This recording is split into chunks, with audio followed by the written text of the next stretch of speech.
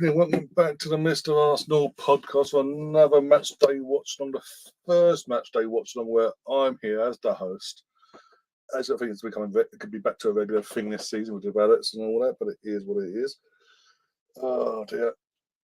And yeah, obviously tonight we will be joined by Liam, John, Joel was joining us as well at some point. I sent the link. He's going to join us before kick-off, hopefully, as well. I apologise for my lateness. I was literally just running around 7 dinner up and literally run up here, set everything up in terms of turn the PC on, get both controls, both screens on, get this going, make sure everything is okay at the other end, and yeah, ready to go. Send the links over. Yeah, and tonight as well, as you can see, I'm wearing the exact same shirt as the lads will be wearing on the pitch tonight. As Ange puts it, as the acid trip. I see quite a few of you already in the chat. Thanks for coming along already and bearing with me in my lateness. We've already got Ange in the chat. We've got Ridgie, aka the Country Gooner. We've got Sam in the chat saying I'm Stephen Glue apparently. Okay, cool. Well, defensively we are screwed. We're going to get into that in a second, guys. Partey at right back. Hope we get the result tonight. Otherwise, you know what's coming in the year. Especially when everyone's going to, well, not everyone, parts of our fan base going into a meltdown over a rumor that some random Saudi account is just 8 minutes after the teams are announced. Oh well, by the way, this is why he's not on the bench. He's not on the pitch, so he's on the bench. It's because of us. We're trying to get him. Hi. And everyone's gone, it must be true. The Saudi League is the end of the world.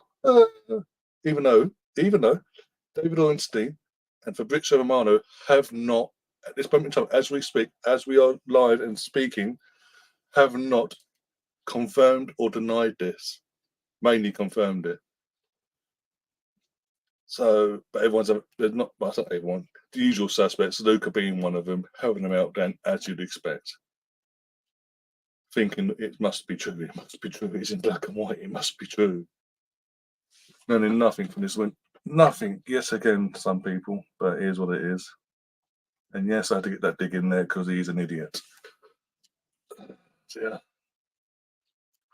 I want Arteta to explain his thought process to me, playing Partey as an inverted right back. Again, I don't know, because again, at Arsenal, until the back end of last season, hadn't played a single minute at Arsenal as a right wing back.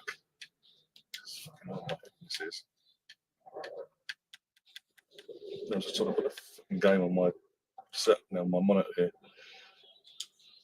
That's how this says it's on there, so okay.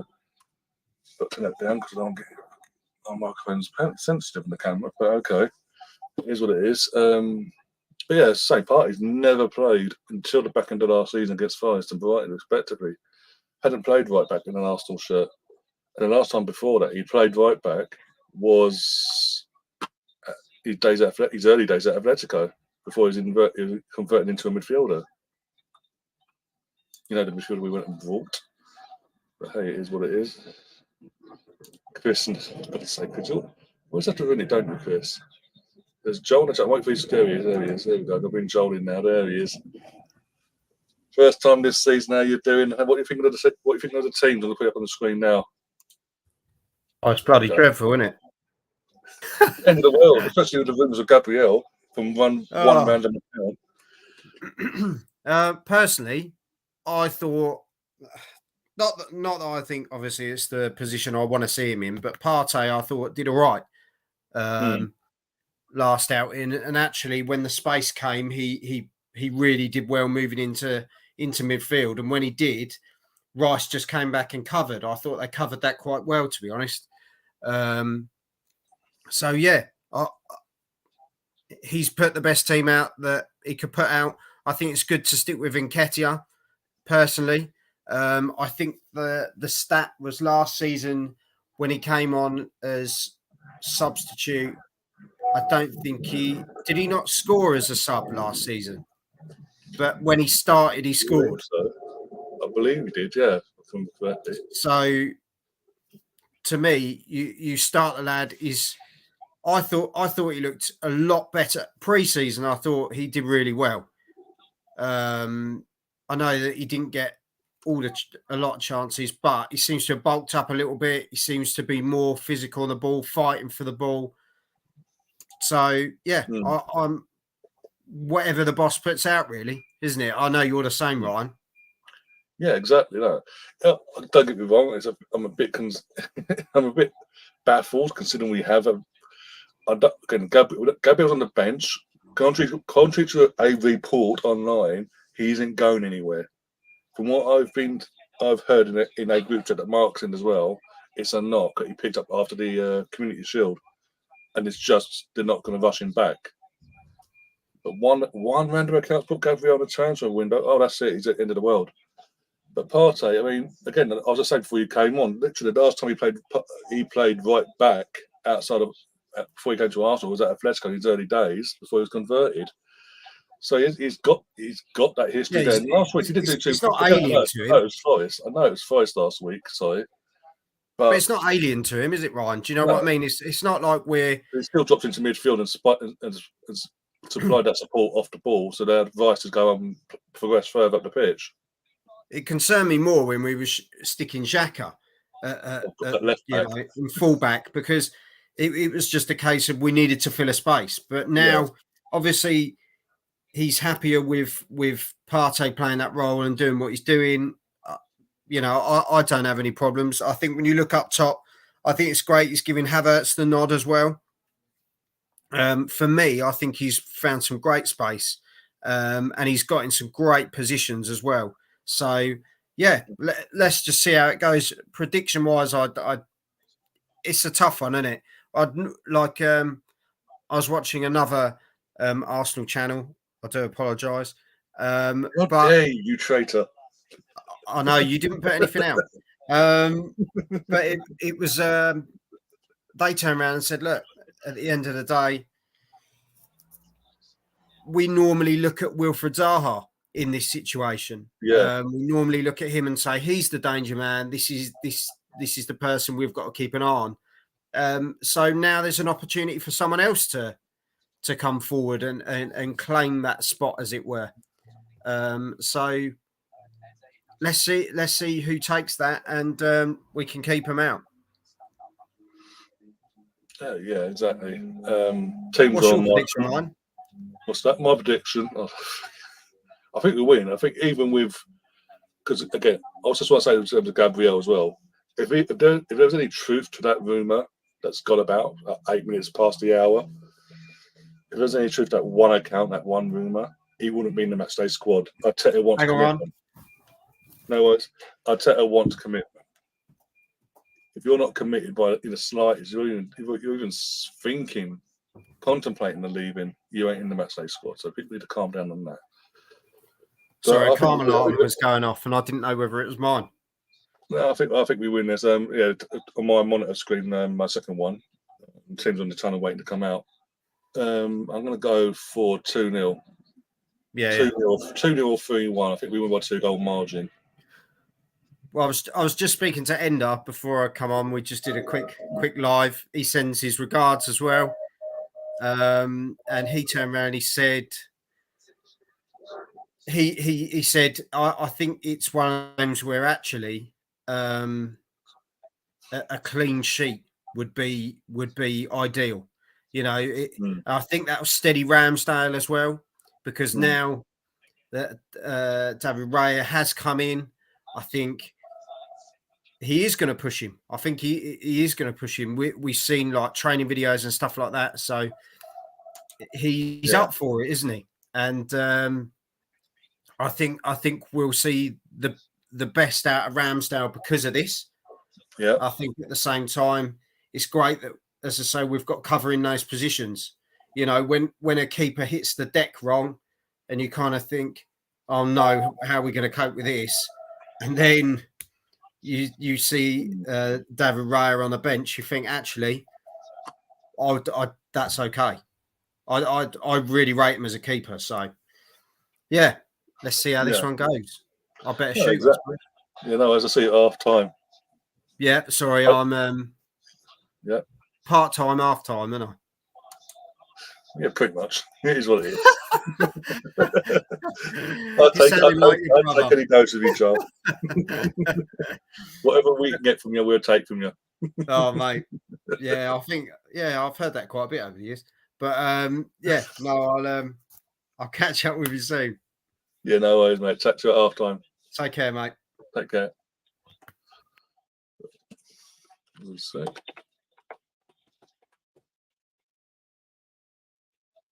I think that's in the way.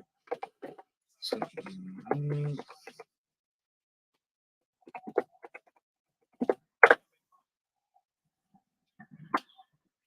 yeah, teams up on my screens. Obviously, a partay at that right, inverted right back, basically. Who's saying right wing back? It's inverted right back. Bloody hell. Remind me, guys. If I put a poll in the chat, by the way, if I haven't, here's a zebra dipped in eggnog. Oh, mate. It's even worse. I mean, I've got this, and it's clammy as fuck today. So literally, just like, I'm just like, I can't believe Ryan paid money for it. I'm not the only one. Spencer did it as well. Really did it. Really done it. A few of us have done it. A few of us are brave enough. Mark in the chat as well. Mark, my thoughts on Gabriel. Why have Arsenal pulled the plug on transfer to Besiktas? It might just be Besiktas trying to get him as cheap as possible, trying to con us into giving him away for pretty much nothing. That could be the case. We've seen it in other transfers, like literally in terms of Xhaka going to Roma. We set a price tag. They went, no, this is what we'll value him at, and it was a back and forth, and we said, no, what, fuck off in the end. That could be the case in this as well. And also, if anyone asks me to send Gary a link, he can pop on it any time he wants. He has unlimited power. For those who don't know, Ryan's stream is the carbon-free first stream powered by that top.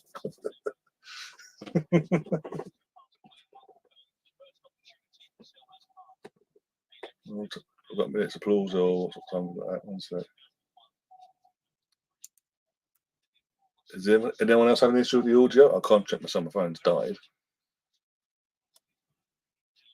Oh, for God's sake, don't use start. I just fucking spent 5 minutes just during the start of this stream saying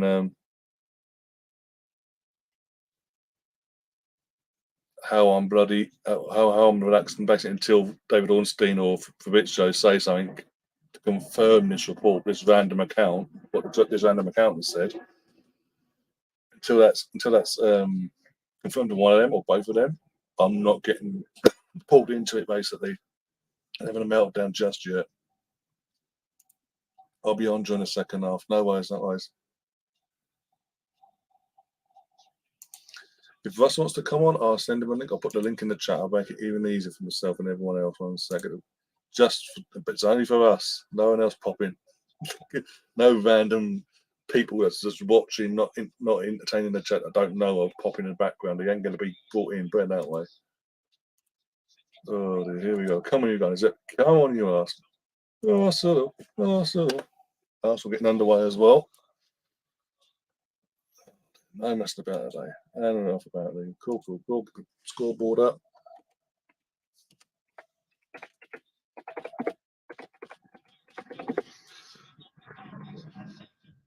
Don't get this fucking kick-off thing off. We start the game kicking off, we'll kick it back to the goalkeeper and then hump it up the pitch, and the opposition have it.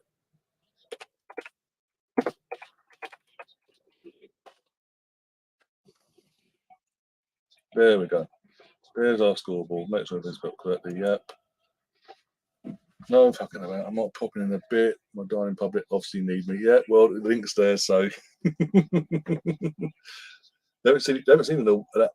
Apart from the pre-season Watchalong you popped in on during the pre-season, you haven't actually been on a proper Watchalong. God knows how long now.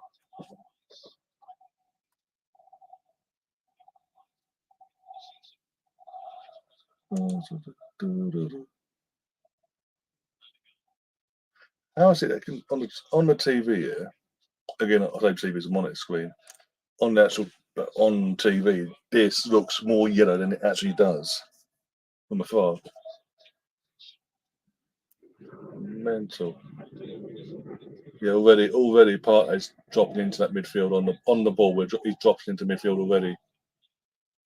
So he's not staying out in the right back position now. And then obviously White's swapped over. Now he's covering just in case. Saka pops it off to Eddie. Oh, go on, Kai. Go on, Kai. Go on, Kai. Go on, Kai. Go on, Kai. Go on. Martinelli, come on. Have a shot. He's held on too long. Held on too long. You twat. Oh, Eddie. Gabby sort of hit first time there. I don't know if the smoke distracted him or something. I don't know. That's a foul. But basically, yeah, he took too long there. Held on to the ball way too long. Should have had the shot first time. Bang. Oh, okay. I've got to say that. Yeah, well, usually if there's a sand issue, it comes up my end saying there's a sand issue as well.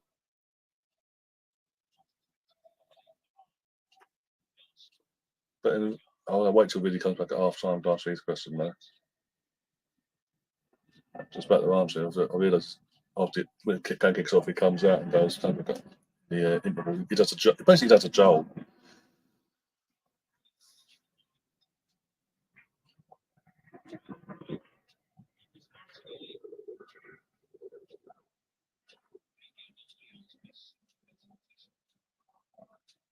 Eddie to get his first goal in his new Under Armour boots. Yeah, new contract he signed.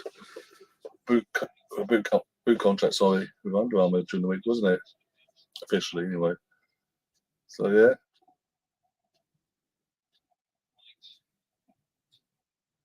So slow the ball. This builder, it's like bloody hell. It's like that slow, lethargic. Well, look for an opening. Don't open, so I'll pass it backwards. Not really forcing an issue just yet, but having a possession but doing nothing with it basically, apart from that opportunity with Martinelli just before. Saka, come on, Kate, come on. Trying to pick out Eddie, defender got in the way there just in time.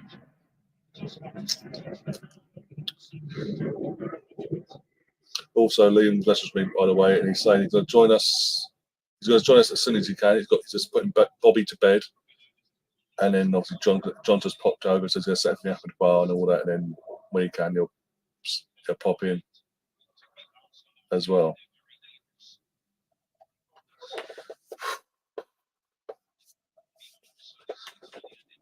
Had to be fucking coming today, didn't it?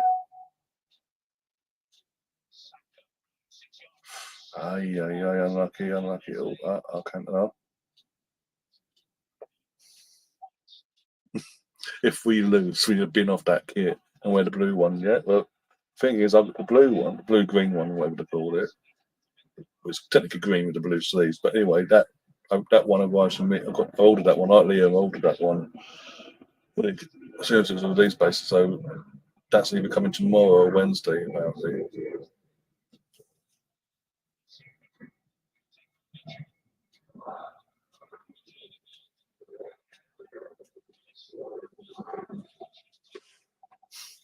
Oh, some pages, but not enough, especially in this weather. Actually, wouldn't mind. Again, wouldn't mind. I can. It's not like that. Whenever it's not like this warm, clammy, like it has been today, humid sort of weather. This ain't. There's not too bad to walk around in, but literally because it's probably nylon and the weather. I'm literally. This is loose, by the way. I'm literally dripping underneath the shirt. Oh my god! I've got windows open and it's just doing nothing because there's no fucking breeze.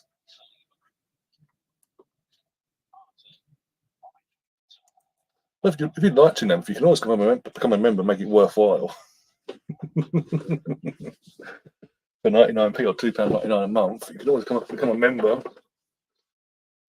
make it worthwhile wearing this with Where is it? There we go. Turn it round, turn it round, turn it round. With the old, I went the old school route as well in terms of not that thing that fell off.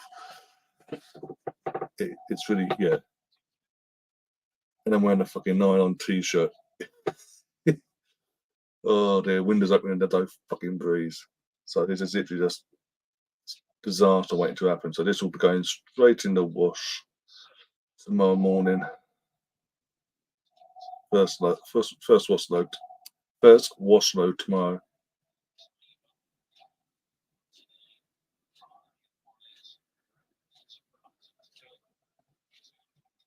So you prioritise the over razors.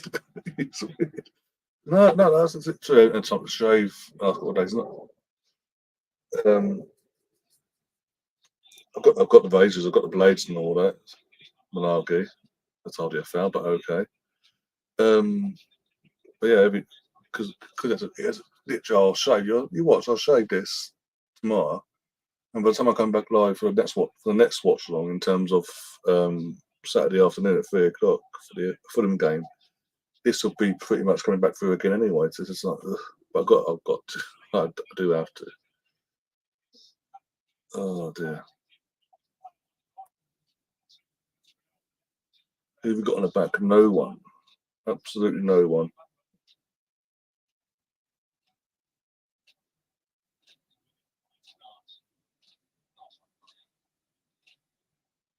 I was going to get Kate McCabe on the back of the green one, but I decided in the moment I decided not to. That's not a fucking foul. Come on. Do you hand wash the jersey?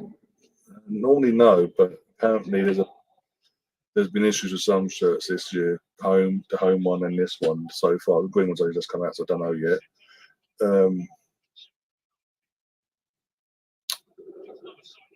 As I say, been issues with the print and all that, be it the sleeve, the Premier League sleeve print, or the back of the names on the back, or the Champions League stuff on this one. As you can see, obviously the ball remained. The balls remained intact, but the thing they have underneath, the UEFA Foundation, whatever it says on there, in the first wash, inside out, first wash, pretty much foot came off, and it's a full load as well. Just came off. So I thought, you know what? Because it is pretty much this is basically intact. Because that's intact, I thought, you know what? Is it really worth going all the way down? Because I was not going to fucking email them and send it back that way. It's either that or literally get on a train down to the Emirates, complain, get a new shirt with the print and all that jet, and make sure it's all legit, be put on properly this time, just to come back. Whereas I thought, you know what, let's go the old school route, where it was just that years ago. It was just that. None of the UEFA Foundation. It was just that on the sleeve. So you know what it is what it is. So with that basically.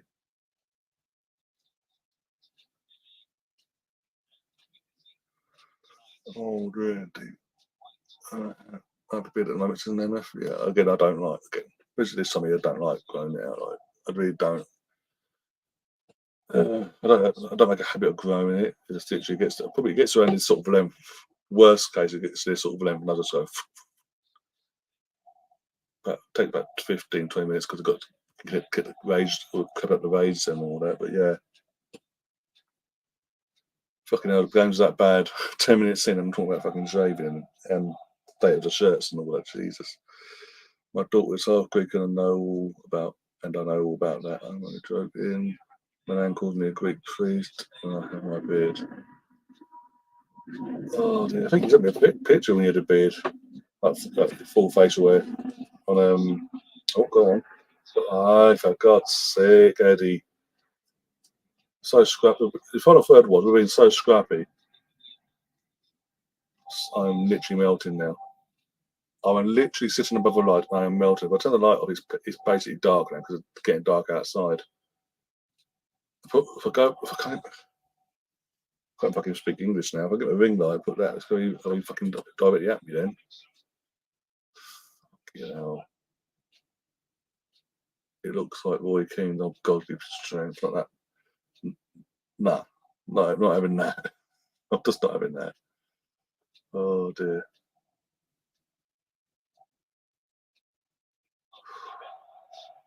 Are you talking about your beard? Oh, okay, I was going to say, but my beard's like, yeah, right, okay. See, I'm not literally, like, you should be able to tell on the camera that we're using nowadays on this channel. But yeah, moist. Don't like it. But the only thing is, because I made a habit of basically wearing the match day shirt, be it whether men or women, whatever the men or women are wearing, matching up with it. I can't put cotton on for fuck's sake.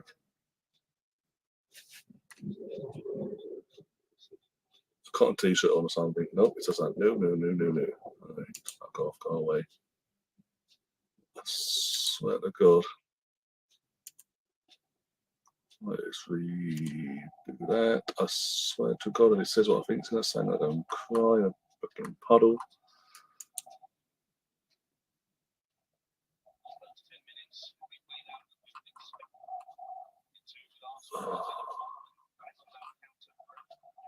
I'm bloody melting.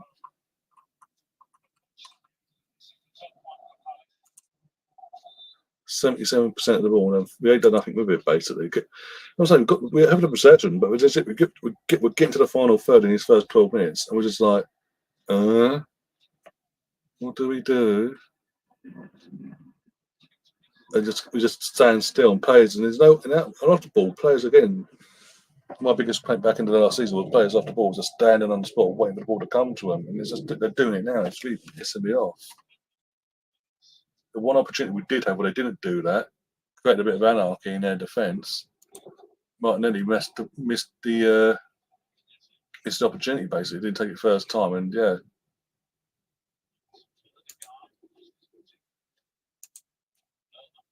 Right, let's go like this, like that. Well done, Thomas. Get rid of it. Or just play fuck about the. Yeah, let's fuck about playing triangles at the back. Come on, mate. God's sake. Oh, fuck off. Get it off to Eddie. Now there's fucking someone support him. Martinelli to Martinelli. Over the top. Over. Eddie, fucking wake up, Eddie. Oh, lucky corner.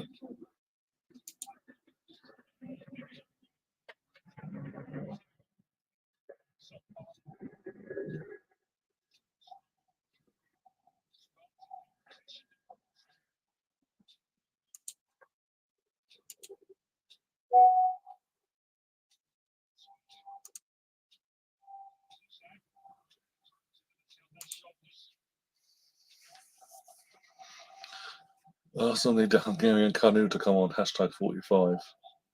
Eddie moves kind. Yeah, exactly. Yeah, that's my point. Like, wake up, doesn't wake up. Pass it makes the easy pass to Saka, and that's a crap corner. Straight to the keeper's hands. Fuck's sake. You choose new boots. Okay. If that's what we're calling it now, okay. Yeah, now. Fucking heard it all now.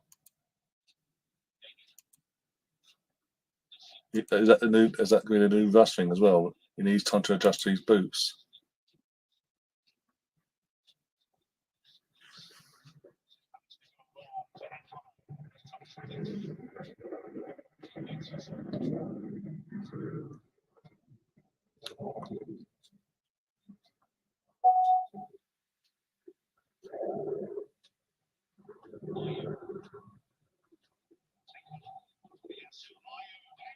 Oh, wake up, lads!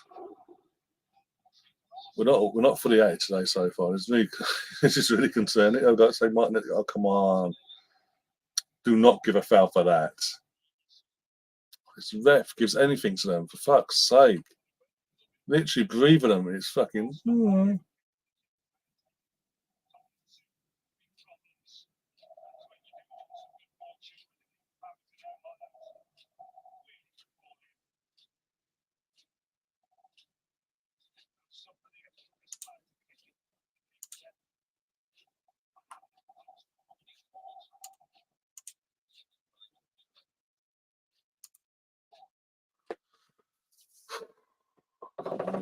Oh, do not let him score, for God's sake.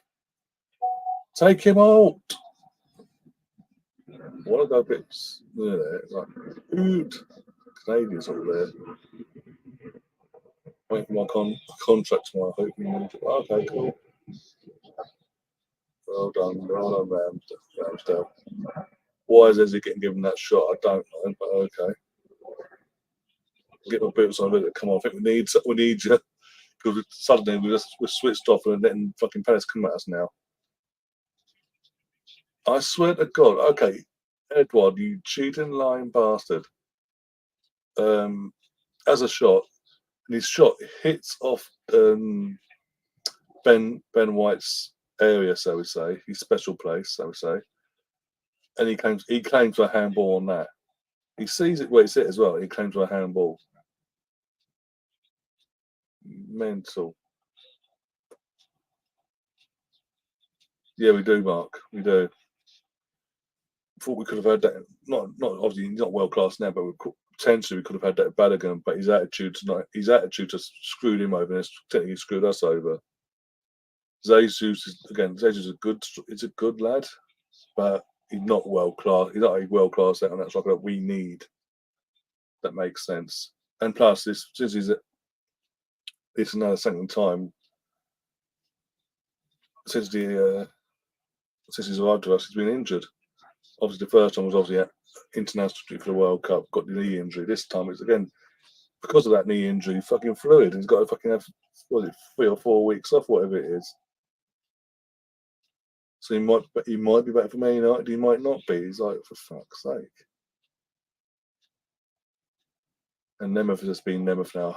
I'm hoping he's just been Nemeth and trying to wind me up with his recent comment. Otherwise, I'm going to fucking lose my mind.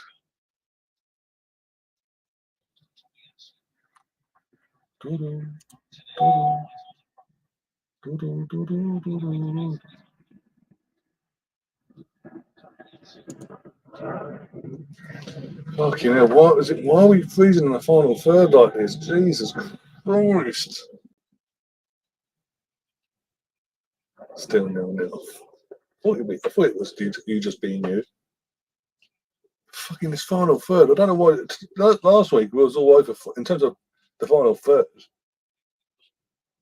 We was all over for us that first half. Like every time we attacked, we looked threatening. We were trying to get a goal ASAP. Tonight, again, popping a Mike Lenny chance in the first few minutes. Every time we get to the final third, we just freeze. We stop on the spot and no one's getting open into space. It's just bizarre.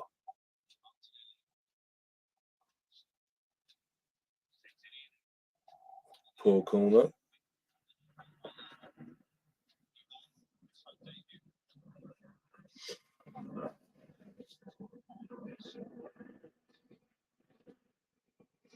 Yeah, we Quebec saying we need to take advantage of Havertz's aerial presence. Yeah, we do. And you'd think at corner we'd be perfect for that. But hey, what's it? Clearing it out. Looks it. Yeah. Mark saying I'd buy Tony all day long.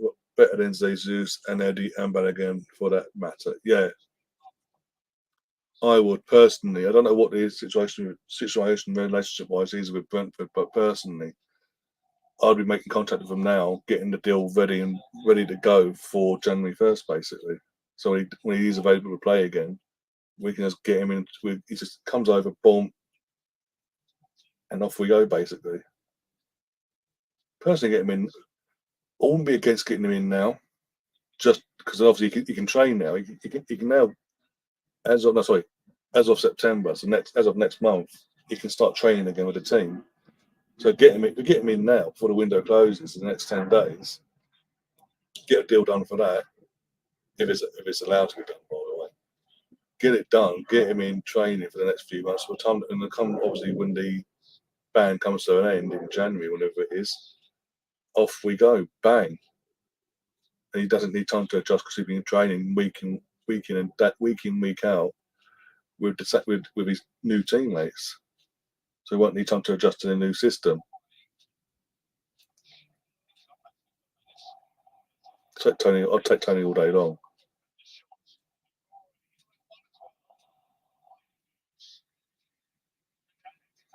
Yeah, I see that clip going around, MF. Yeah.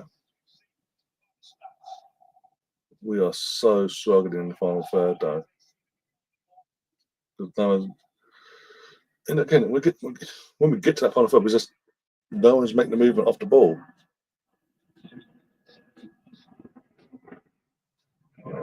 So I was surprised that he's not doing it again. Scores a goal last week, and he's I'm fine now. I'm fine now till Jesus comes back.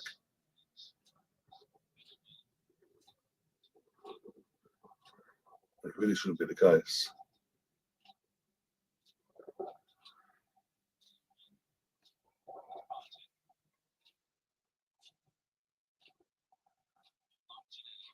Personally, I would have started Havertz up top tonight. I wouldn't have started Eddie, but being honest. I know he scored last week and it might be a bit harsh, this and the other, whatever. Because of his aerial presence, I would have started Havertz up top and have Smith Rowe where Havertz is playing. Or even Trossard. I just wouldn't have started Eddie tonight just because it's Palace and just keeps him on his toes and knows that knowing that he's not guaranteed a starting spot. Whereas now, we're 2 games in now, since Jesus has been injured, or had the fluid taken out of his knee.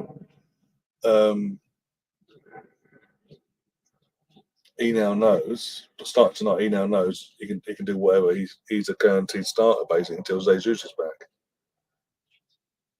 Which is the whole point of getting depth in the first place. They didn't have that guarantee.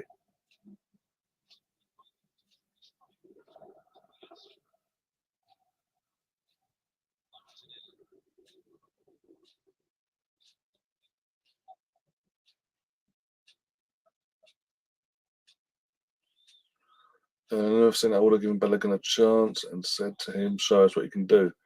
That might have been. I think that might have been the plan at the start of summer and all that. That might have been the actual plan with him. We don't know that, but his genuine behaviour on social media hasn't helped his case at all. He's not even on the bench, is he? I don't think he is. I didn't check the bench if I properly.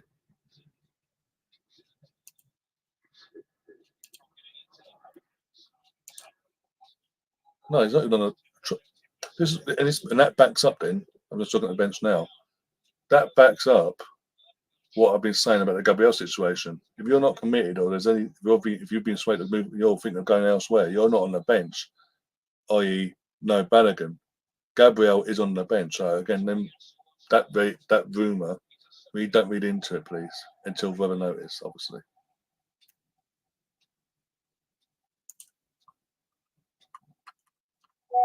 This is a fucking long game, bloody hell.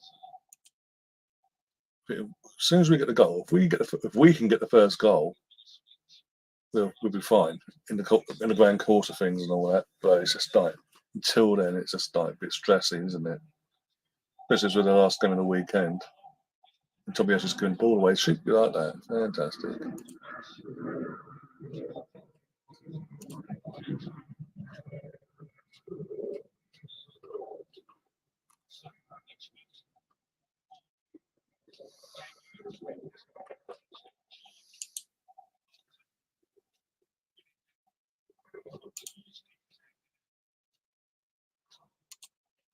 Especially with Balogun green personal terms, with these old green personal terms, he can agree all the personal terms he fucking wants. He was twerking for Inter Milan 2 weeks ago. Look how that's turned out. He can agree personal terms with Chelsea all he wants. Doesn't mean we're going to sell to him. Why would we? And also, if he goes to him, it doesn't mean he's going to start.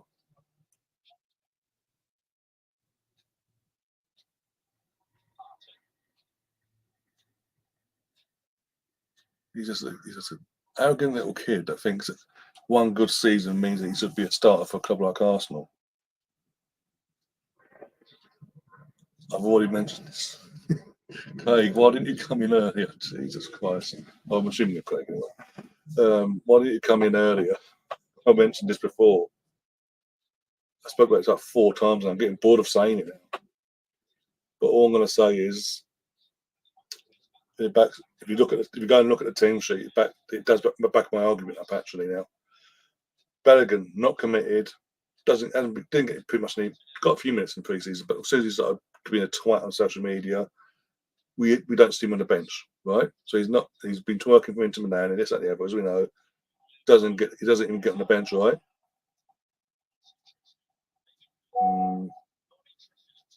I don't think that was given out to be soft. I know that would have been in our favour. Bloody hell, ref.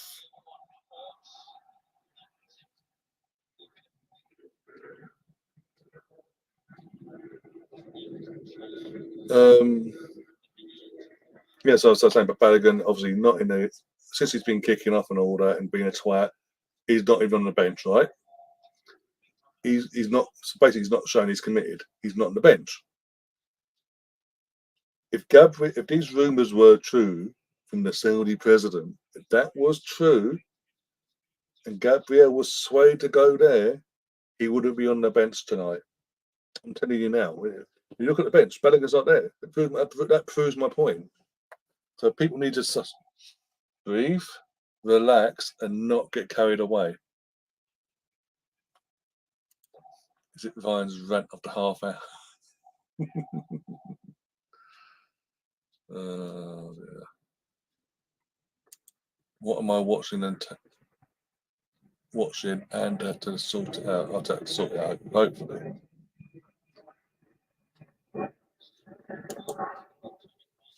We didn't get a penalty, so fucking.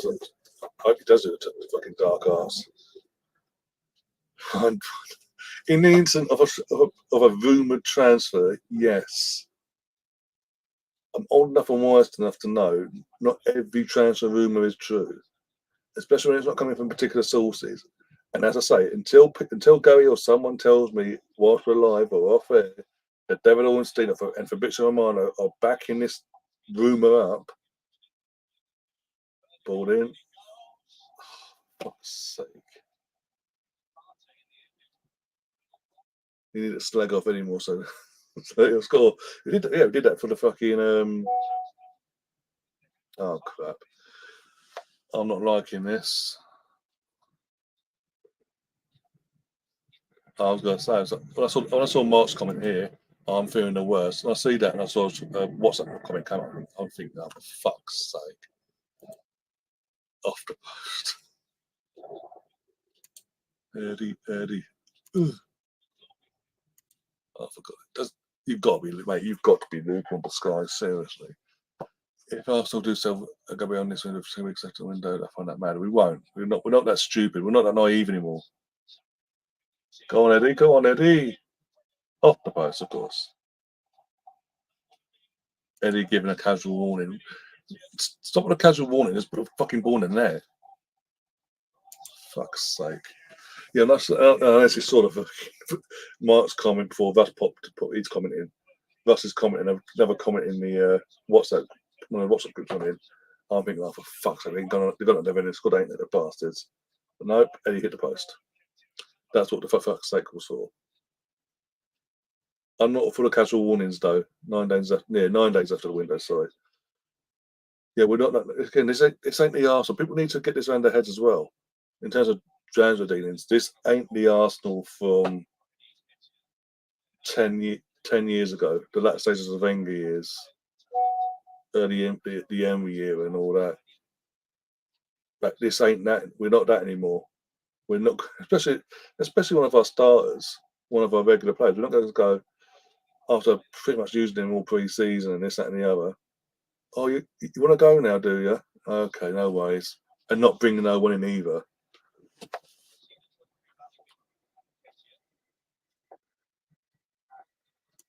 Eddie's just warming up, baby. A real gentleman could give a casual warning. We'll see. We'll see about that. Tom talks sense. Happy Easter. Come on, Eddie. Go every game with that 14 shirt. Carry us to the league. Oh, I'd only hope. The only thing, though, is Saudi window doesn't close until the 20th of September. But my point is, in terms of us as a club, would have had, if he was in any way not committed to the season ahead, and this rumor that's going about by one account, by the way, this rumor going about was true, and he had been swayed and to move on to Saudi Arabia, he wouldn't be on the squad at all tonight. He would. This ain't again. Years gone by where a player was being swayed, we either play him still, give him the armband, or put him on the bench. Arteta's had that no nonsense from day one. If you're not committed, you're not in the squad at all. We're seeing it with Balogun. He ain't committed. He's been a twat off the pitch, but he's not committed. He's shown he's not committed to the club. Well, live from work. Here he is. Blue. Let me test it. Oh. He's in a different location, ladies and gentlemen. He's not in a dark room. There's light, but I don't like it. It's hurting my eyes. But hello everyone. I'd pop in quickly. Give Ryan's voice a rest for 38 seconds. Woohoo. Everyone's getting a bit of a rant, aren't they? It's like an hour-long rant. Well, it's just nothing happening so far. It's literally just final third. We've cut the bed, basically. Eddie's testing them. It'll be fine. It'll be fine. Oh, dear. Tom in HD, for fuck's sake, says Russ. Yeah, in all the definitions. So, how is everyone? Oh dear, I'm not too bad to be honest. But this game so far aside, not too bad myself. Oh dear. Well, there's Southgate, of course, is there. What about yourself, Dad? How's all weekend been Leeds aside? And what happened yesterday? I think it's been all right, really. Got back in the old streaming game, so. Prince of Darkness. Prince of Darkness. Unbelievable. Tom gives his customers special odds. Yeah, if by special you mean less. Oh dear. But yeah, hello everyone. Russ says I'm still recovering from Saturday night, Sunday morning. What did you do on Saturday night, Sunday morning? He was watching WrestleMania 10 with me. Okay, fair enough. And then got up early for the England ladies, I suspect. Yeah. Tom's hiding in the Witherspoon.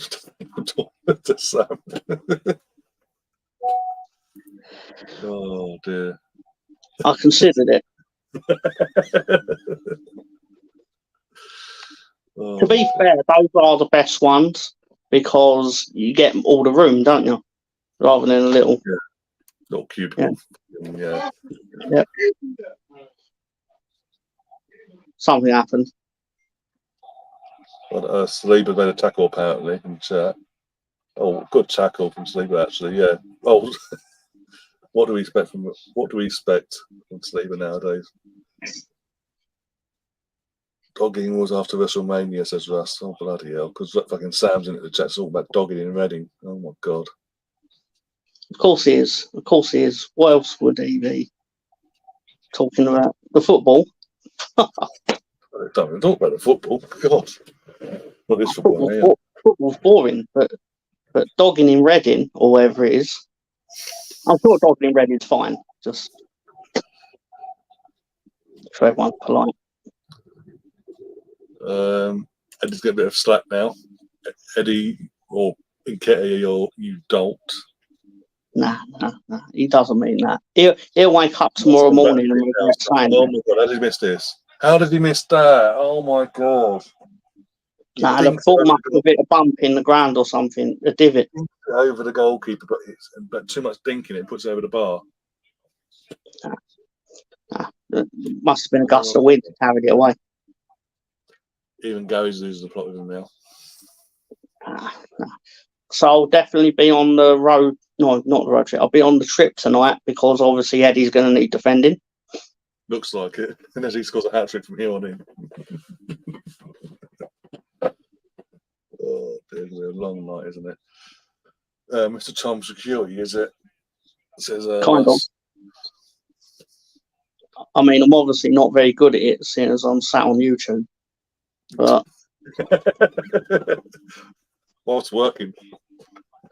just the football on, everyone behaves. Oh, dear.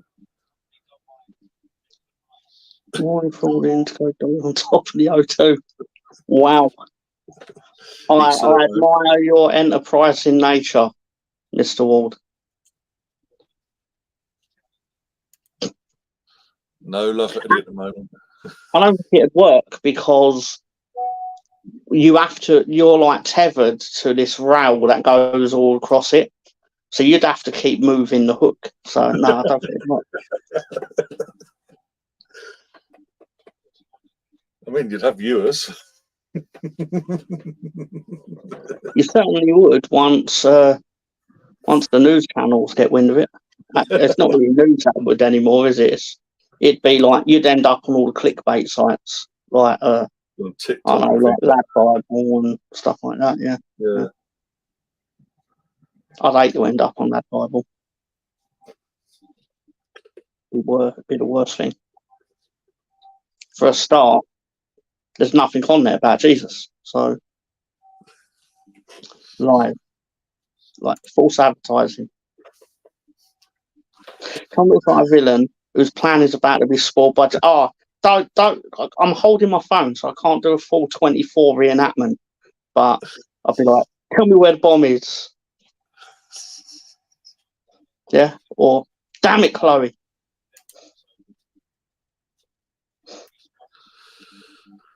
Put it back in a position.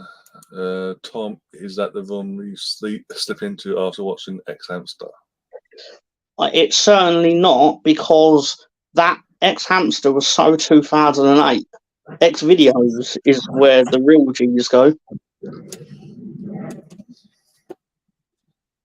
Too far? Borderline now. My apologies. Because you know, they get checked and go, oh, I've heard of that. How dare they promote that? Not promoting it. I'm just saying that if you want to be current, okay, because YouTube's all about current. Unless you go on the full Nelson, where we watch things from 1994. Yeah. But anyway, well, I bet Ryan's really pleased that he pressed. What's the button you press to bring them into the chat? I'm forgetting that. I only remember it says remove, because Gavin does that to me all the time. Yeah, add to stream. That was it. That's it. That's the one. Yeah, Ryan's sitting again. Why did I press that? Well, we're going to be rude. You just popped up, so I'm going to be rude, was I? And go, fuck off. Well, I didn't. I thought, let's see what's going on. Then I realised it'd be 50% me going on. But anyway, I better go and do some work in a minute. Yeah, don't get you in trouble now, do we? It could be worse. I'm lucky I'll get fired. Anyway, sorry, what? You got to save your energy for Gary later. That's true. That's true. I've got crisps to eat. What ones are they today? Well, that's a bit. I'm not going to give it away before the brand reveal. It's crazy. All Colonel's getting cocky in the chat. At least 4.8% of Gary's viewership only view to find out what the crisp of the week is. He got what he deserved and he knows it. If you know. From Saturday.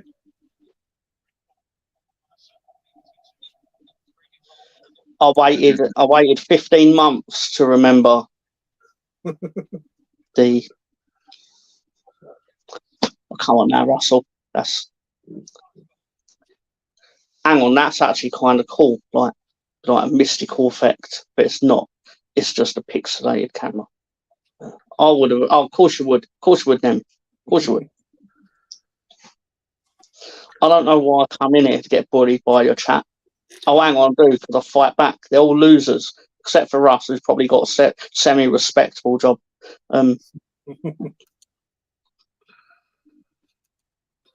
Oh dear.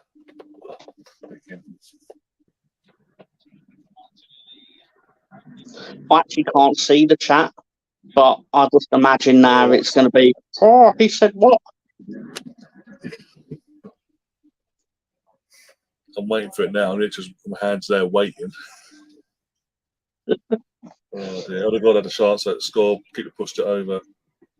So corner.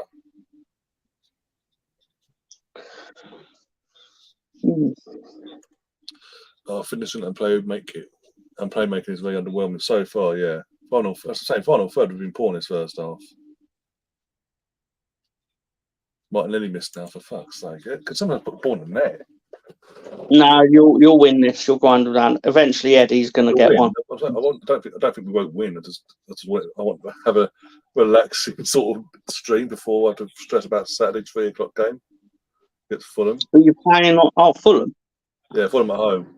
The reason I say stressing about it is because obviously I've got to find, because it's a 3 o'clock kick, I forgot to find another way, so we say, of watching that game. Oh yeah. Oh yes. I understand. I was that's not even really the main game at that time.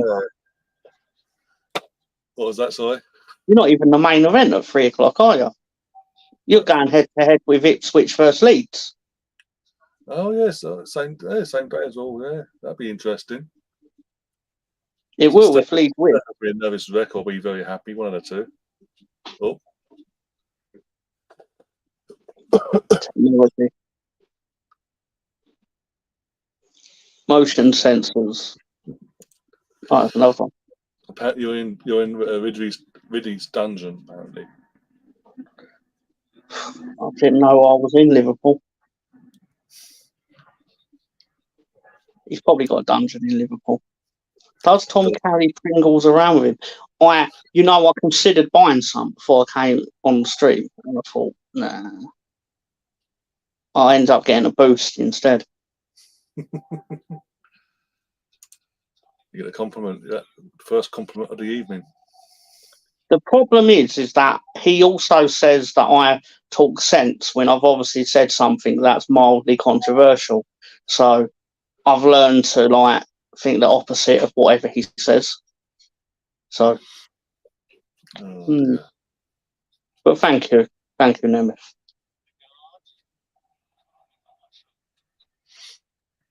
Just press the chat button and see what happens.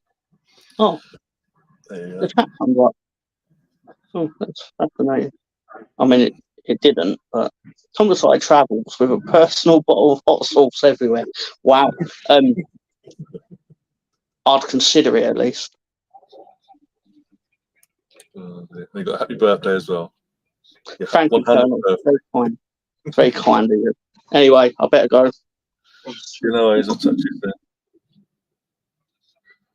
Oh dear. There you go. You've got a little cameo from Tom today. Unexpectedly. That's Saliba tucking in the box with my heart in my mouth. Yeah. Hello. But the annoying thing is, possession, in general, but we've had the possession, we've had the majority of the ball, and until the last 5 or 10 minutes or so, we ain't really done much with it.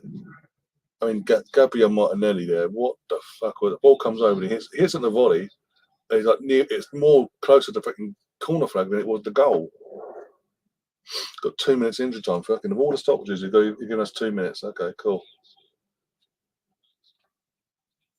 That ball stayed in place for long, didn't it? Oh, Tommy has to just piss me off now.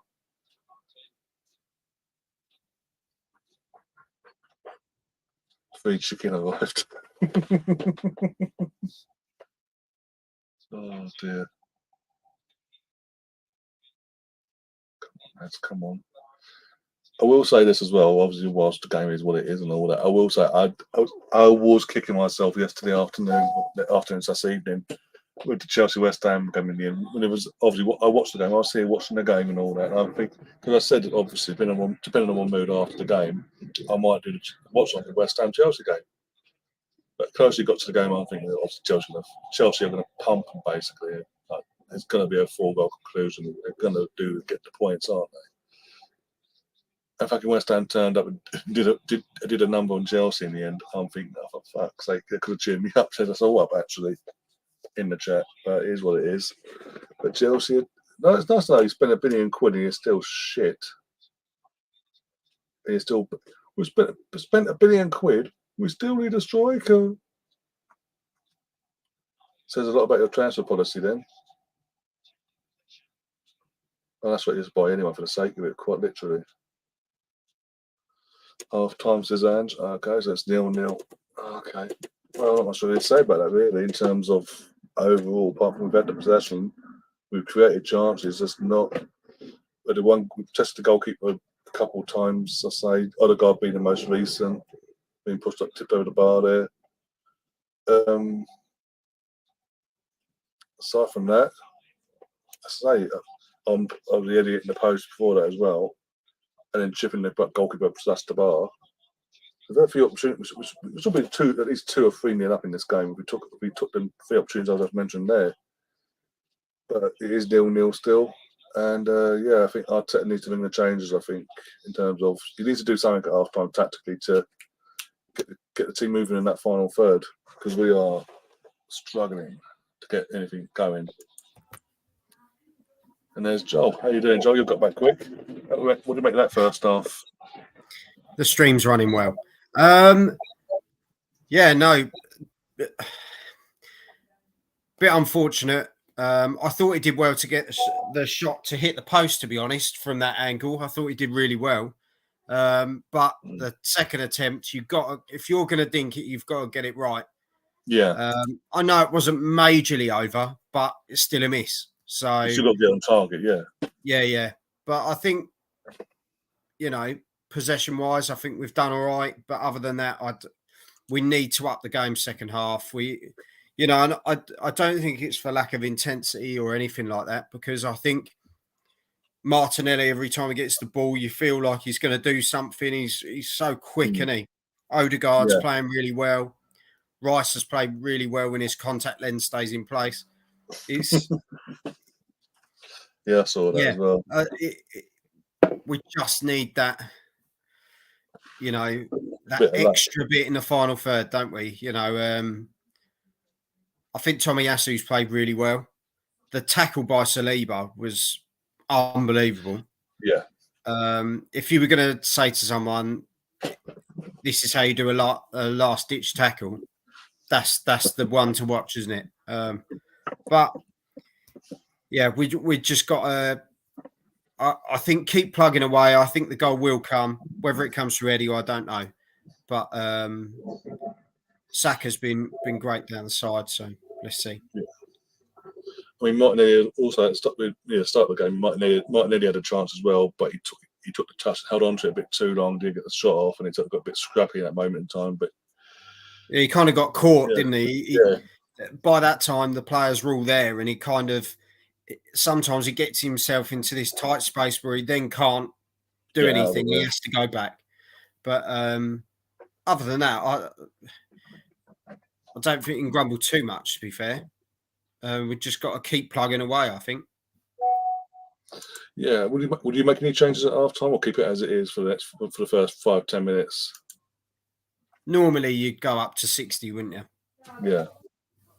But because are we doing anything massively wrong, would you say? I think we just need a bit more pace to our attack. We get to the final third and we sort of most of the time just standing there waiting for someone to make a run or make a move. Yeah. We're waiting to make a move. They're just standing waiting for the ball. It's just like something's got to give you as I say, in the first instance, make the run off the ball, make the defence work, and run it in the space or something like that. Otherwise, they're going to get to the final third like we did in the first half and just be standing and waiting for something to happen, basically. We need to up the pace a bit. If we up the pace a bit, I think that's when we'll get our luck. Yeah, I think, as you say, I think we're getting down the wings, no problem, aren't we? You know, I think Odegaard's really sort of orchestrating everything going on, and between him and Rice, I think they're putting the balls out well to the wide players and they're moving it around. But as you say, it's just that when we get into that box, take a chance. Don't. We're still trying to do all this trickery. Back in the day, you know, when we tried to pass the ball into the net, sometimes just have a dig as well. You know, I think Sam's probably. But then I think when we have three at the back, we look vulnerable. Personally, but then if you want to push to get somewhere, you've got to take the risk, haven't you? And Rice was brought in because he has that good attacking third as well. He offers that extra. So we'll see. We'll see what happens. But it says Martin needs to do better his final ball and his final decisions on that. Does so well until the last touch every time. I don't want to say every time, but there's times when the younger Martinelli comes to the front, but it is what it is. Been like that for a long while. Here's Ender. He says we need a clinical finisher, basically. No big man to push with Ender today. To be fair, though, he's right, though, and I still think January Ivan Toney. That's my opinion. They're gone. I think if you're going to get a guy that's ready and raring to go, and he's going to want a point to prove, what a guy to bring in the door. He's a guy that kind of sits there, and he is your out and out striker, isn't he? That's what you want. And I'm not saying the sort of Drogba-esque, but it is that sort of player, isn't it? Yeah. That just sits in it and he'll pick off those balls. Because to me, if he was in those positions today that Nketiah had, we'd be 2-0 up. Oh yeah, comfortably, especially that one where he dinked it over. He would have dinked it and actually put it on target. With all due respect, you know. And I was saying in the first half because the people in the chat mentioned all that early getting asked to if we can, if it's, I know he's on a ban at the moment, but if it's allowed, get him in now, and as of next month he's back. He can come back into training. So if you get him in now, he trains with the team, and then come when the ban's over in the new year, he's ready to go because obviously he doesn't need that time to. He's integrated, isn't he? He's integrated. The last few months with the team. For me, and like BX Gunner 81 has just said, Trossard would have put it away as well, in my opinion. He has probably got one of the best finishes going. And I think that is the change that you would do at sort of that 55, 60 minute mark. I don't know what's in my head, to be honest. That's what you'd go for, wouldn't you? You'd make that change because Trossard also fantastic playmaker, isn't he? He's going to offer you. He can sit back, give other people the chance to move forward. He's very creative. So, I'm looking forward to the second half. Am I massively worried? I think the first 10, 15 minutes, Palace worried me a bit because they were finding holes and they were making their way in. But once we settled defensively, there's a start. Okay, we've got Saliba. I'll tell you though, I am. It is Essie, isn't it? Essie. Yeah.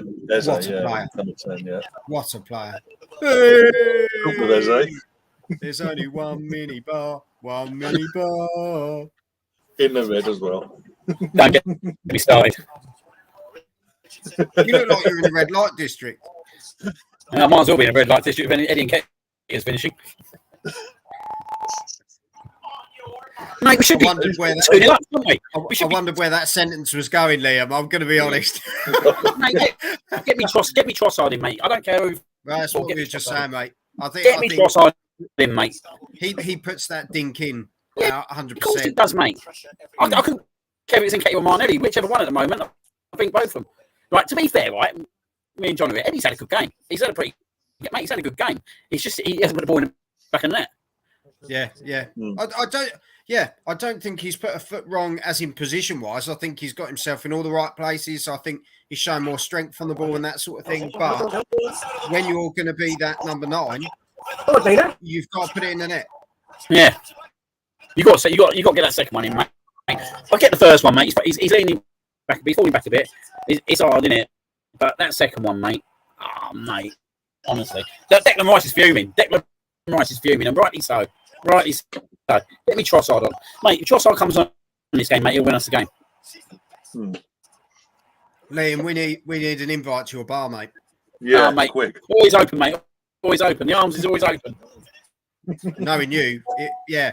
Yeah. We've missed you, Liam. We've missed you. Oh, mate. Yeah, it's been a long time, isn't it? Well, if you, yeah. For me and you, mate. I was watching the women yesterday. That was a sort of old subject.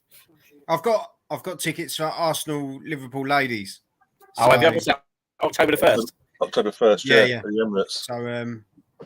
So I'm taking Charlie for his first day at the Emirates, and my daughter's first game. So yeah, it should be. That's cool. Looking forward to it. Yeah, I'll miss my Cool. celebrations as well, Canterbury Gooner. I just need to celebrate. I need to roar, mate. Do you know what I mean? You need a cigar, mate. That's what it is. Honestly, coming from Croydon, mate, this is the worst game in the world, mate. I cannot lose this game. What do you reckon second half then, Liam? How do you... I'm taking over the show because Ryan's trying to eat, which is nothing out of the ordinary. You don't want to be going 0-0 late in the game against them, mate. You don't want to be taking... We need to get a goal quite early on. Do you think Trossard 50, 55, 60 minutes? 58. If we score within the first 10 minutes, mate, you've got to get him on. Get him on. To be honest, at the moment, mate, I'd probably... Tricky, innit? I probably would take Eddie off, but... It's harsh. It's a tough one, isn't it? Because other than that, it's either him or Martinelli, innit? It's either him or Martinelli, take off.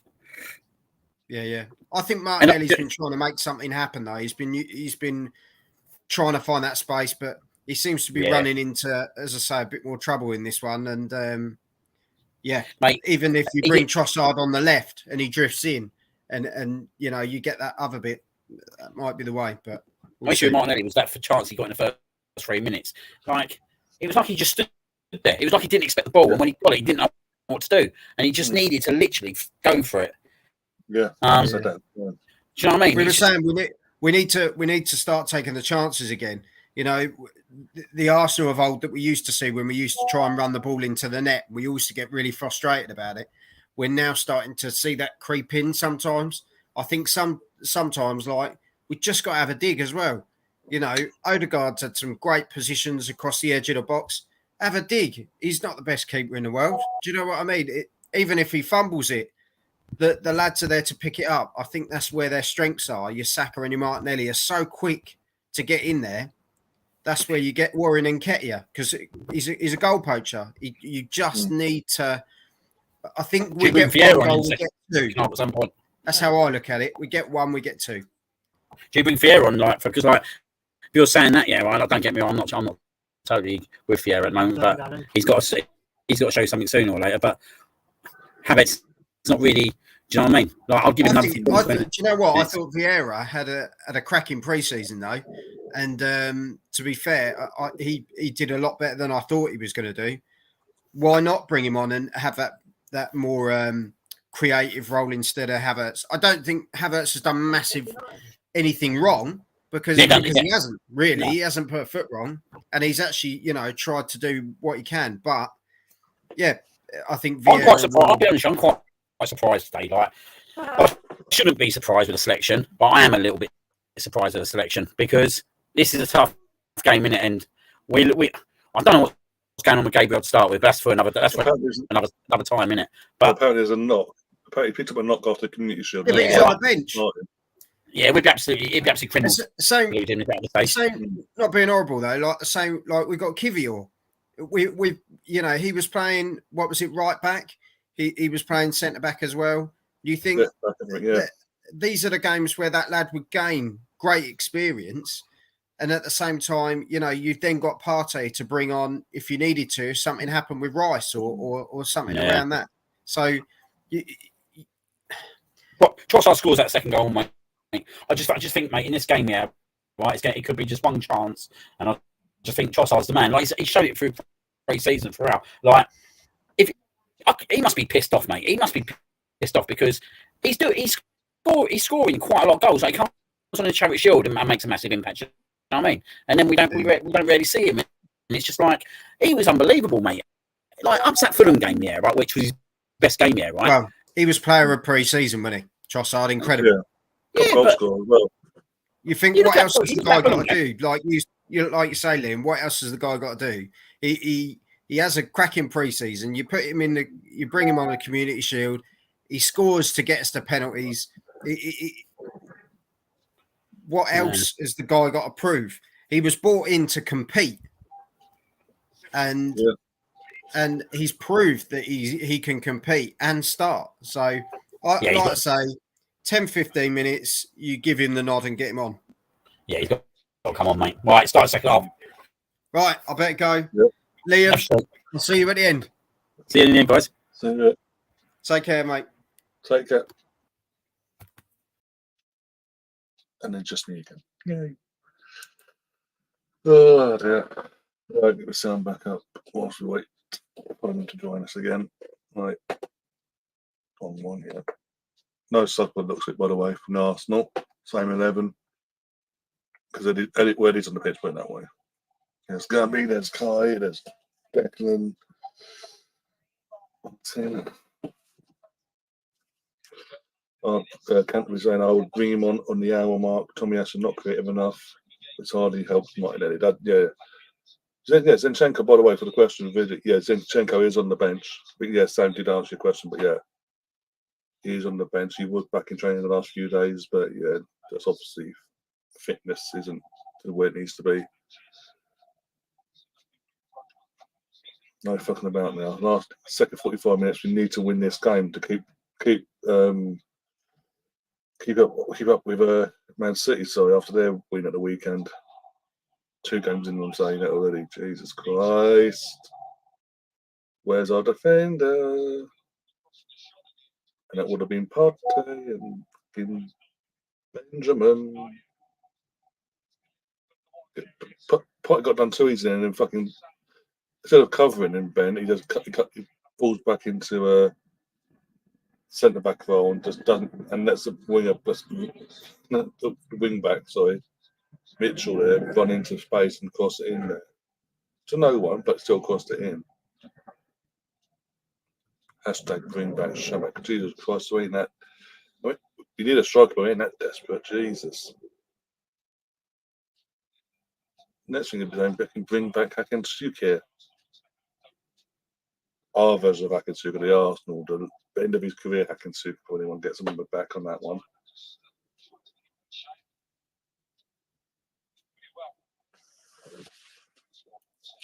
You wouldn't think Alan Smith used to play for Arsenal, but he had the success that he had at Arsenal. You wouldn't think that, would you, when he commentates on an Arsenal game?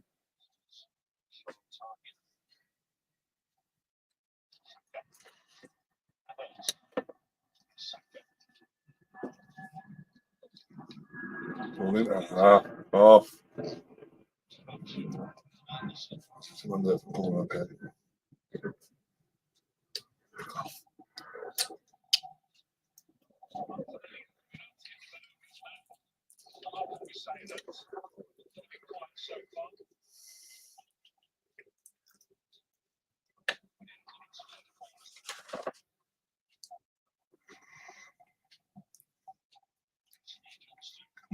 Come on. All in. Why man is come on so crap? That's something he has to work on.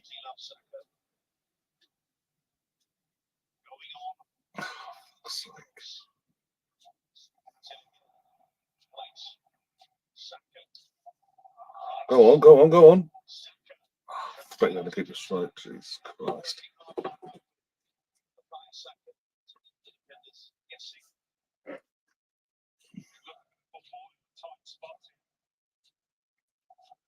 Onside as well, way onside. Two players on far end playing them onside there.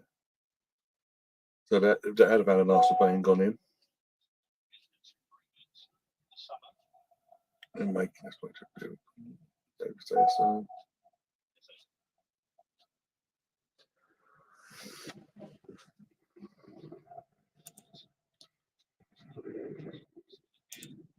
Not ready for Champions League based on what I'm seeing.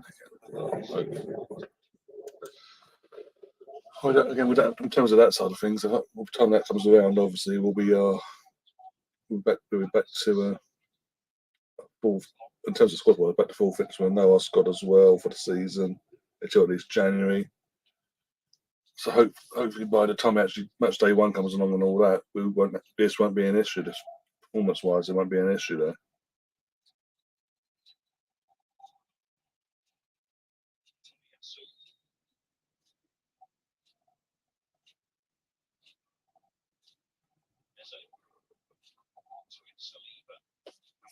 I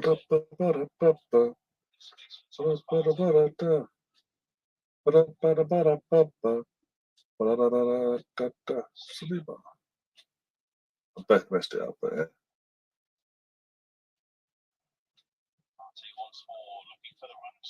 Go on, Saka. Go on. Go on. Should have drawn a foul out there and gone down. Made contact there. Should have gone down. Stuffed you in the back. Odegaard. Pass it back. Yeah, well done. Ball in from Partey. Martinelli. What's he doing? Cool. Nah.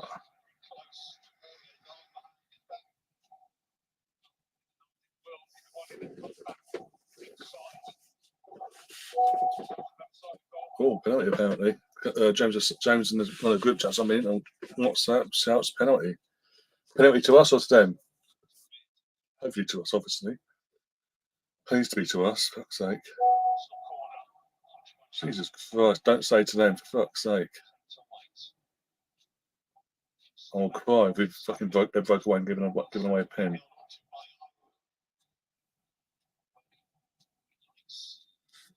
Penalty, I'm assuming it's for us. No one's going for fuck's sake or complaining and crying and all that. So, how's that not a second? Yeah, it's got to be for us then. Okay. Has it been VAR reviewed yet? You're shouting penalty, but I'm literally, I must be what? About 30 odd seconds behind you guys. Got a free kick here I'm watching, so I'm up to two long, hopefully. Come on. Oh, go on.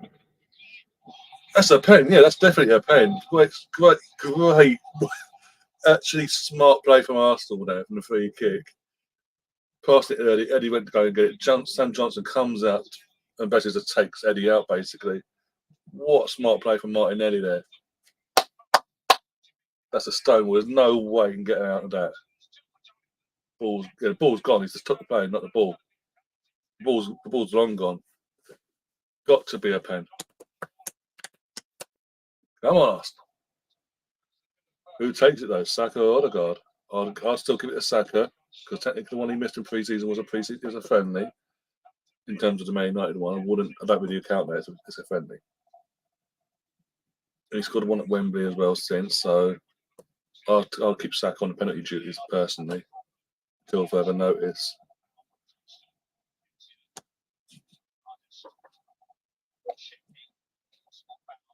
I swear to God, I don't give this.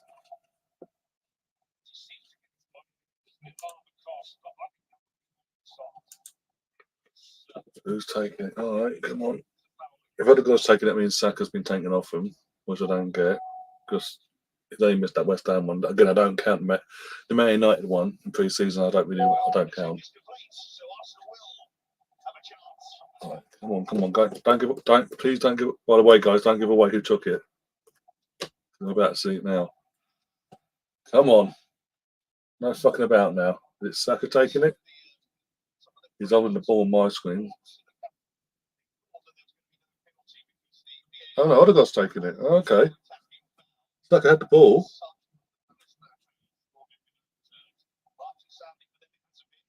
You can celebrate, just don't spoil it for me. Saka had the ball. So what has Odegaard now new penalty taker now?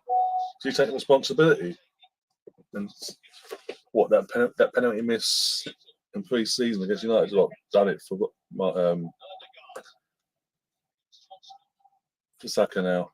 Or they're just taking responsibility, take turns basically. Odegaard runs up, sends it the wrong way. Thank you very much. Come on, you Arsenal.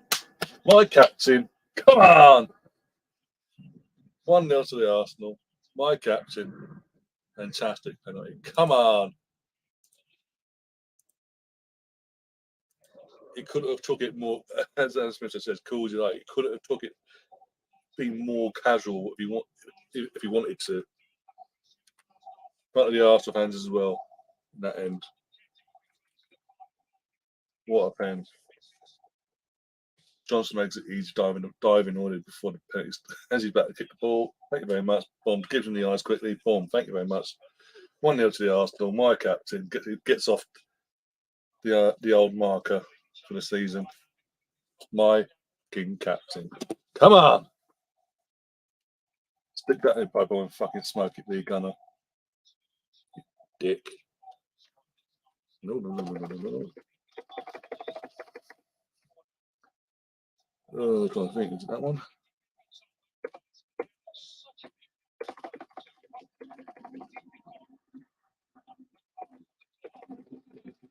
It's not letting me put my thing in. I have to remember how to do this. I can't do it if I fucking messes in the way of the screen. Oh, fucking hell, already got it. There you go. Can people stop fucking talking in a fucking stupid group chat there?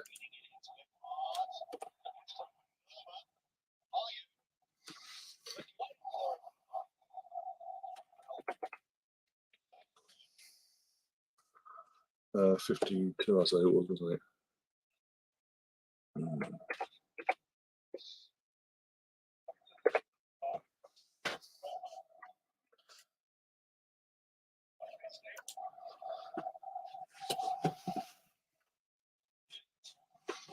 When scoring first since Premier League, in Premier League since Jan 22, 36 games, 132, drawn 4, lost none. Don't want to see that stats too early in the second half, but it's a good stat to see at the same time. Points from losing positions most last season. That's the stat I don't want to see at this stage of the fucking second half after you've just scored. My captain.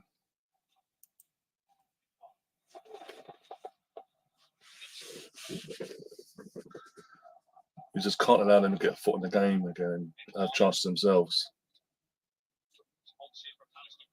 But I've got to say, going back to the initial award of the penalty and all that, fantastic. It was fantastic from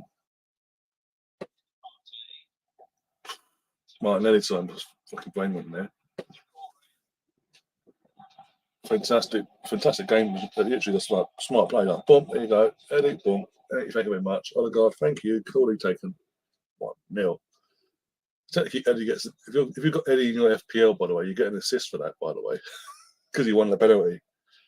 I think Odegaard's my captain. I think tonight as well. For this match day, I think Eddie's my captain. Not Eddie Odegaard, sorry. So that's even more points for me. Well, hey, double points. Woo-hoo. So what is it? Is it now a thing of what Man City do in that, or used to do till Haaland came along?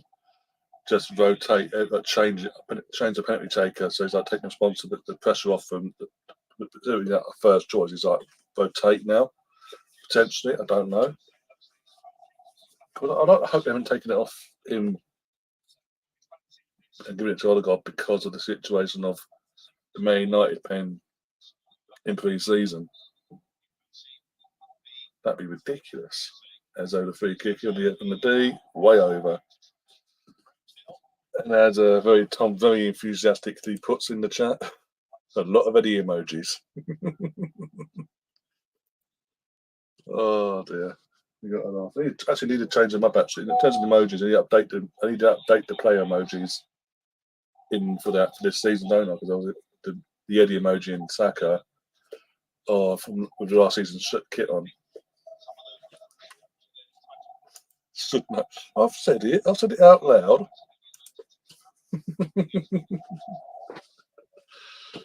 Oh dear. It's hurting me eye though. Ow. Not where I fell, but okay.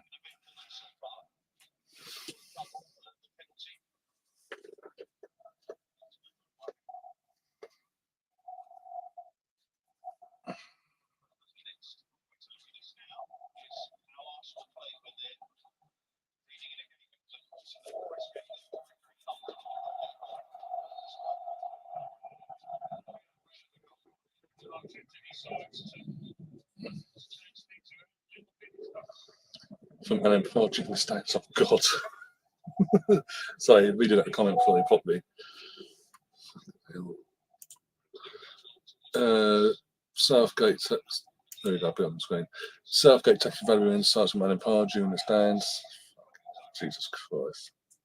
I'm no expert, but if Eddie didn't exist, it would be still. Oh, going down that route. Okay.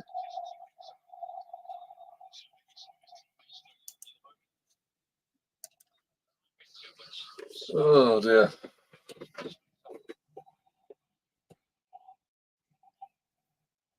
Who's he booked now? Tommy Ash has now been booked apparently for time wasting. Yet Arsenal throwing, he took the throw-in, he was waiting for someone to get open, he threw it, and then been booked for time wasting. So Zinchenko's at some point has to come on now because now left back's now been booked. Well, starting one anyway. 23 seconds apparently time wasted. 30 seconds or more in goalkeeping standards is okay apparently though. If you're not in an Arsenal shirt. Ole, ole, ole, ole, ole, ole.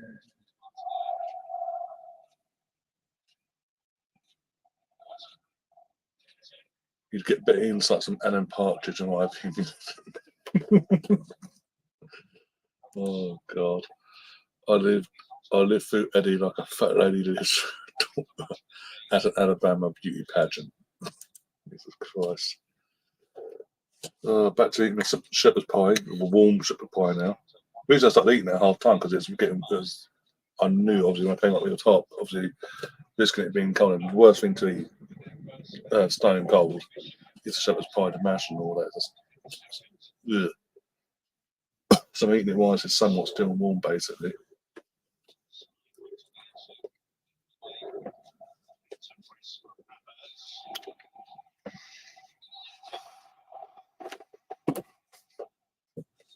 This from there.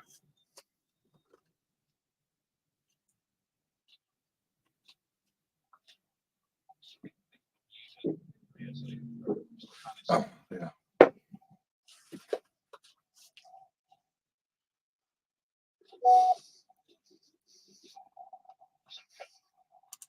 This is the point where you're going to make the change, yes. Yeah, definitely. I do agree with you. I think make two. No, we're 1-0 up now, but make the two.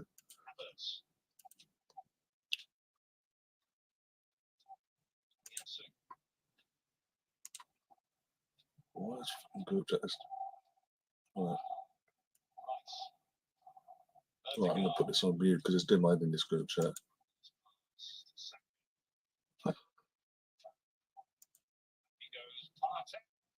Oh, what a shot from Parso. For a week because it's doing my head in.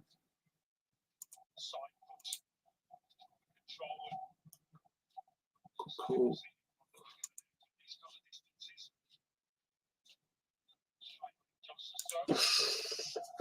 I heard that Tom is going to be one of the 7 dwarves in the Snow White movie. Well, it's not even dwarfs anymore. They are, even though they've got a token dwarf in the actor-wise in the film, they are referred to as mythical creatures because it might offend the dwarfs, even though it's a fairy tale from centuries ago, turned into a cartoon back in the what was it, 1935 or whatever it was. And dwarves exist. They literally, we know dwarves. They are actors that are like big in the acting world as well, like big roles and all that. So, and they refer to themselves as dwarves. It's not an offensive slur or anything like that. You can't offend them. Well, you're not offending them because it's what they are, and they even call themselves fucking dwarves. Jesus Christ. No, got to be PC for fucking new Snow White fucking actress. Jesus Christ. On Gal Gadot as well. We haven't got a Prince Charming. We have got a male. We've got a male lead who we're going to turn into a stalker. Can't take no for an answer, basically. But the Evil Queen, that's still a thing. the evil queen that's totally jealous of Snow White and her looks, and basically goes after Snow White, disguised as an old lady, poison apple to kill her, to then take her beauty because he's jealous of her beauty. Yeah, that's okay apparently. That's totally okay. How do they work that one into the story? Because obviously a poison apple, she eats it, she's dead. And who saves her? Oh yes, Prince Charming, or the Prince. The Prince saves the lead. But the Prince, the lead, dead. In cartoon and in the fucking fairy tale book. But no, Rachel Ziegler, hell no, she wants fucking this, that, and the other. Jesus Christ.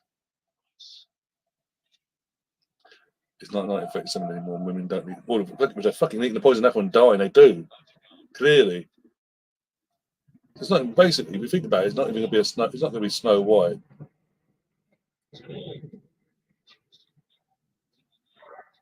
It's Snow White, but in name, and that's it. And the mythical creatures, again, in terms of the seven dwarfs, the names, in terms of the names as well, referred to their personality traits. You had dopey, grumpy, was it sleepy, bashful? Who's the guy who, I can't remember one of the glasses now. What his name was. It'll come to me in a sec. But their names referred to the personality traits. As the dwarfs, they worked in the thing as well. They worked in the mines and all that as well. But now they're mythical creatures. And what are they still going to be called the same names? No, sleepy, dopey, bashful, and whatever.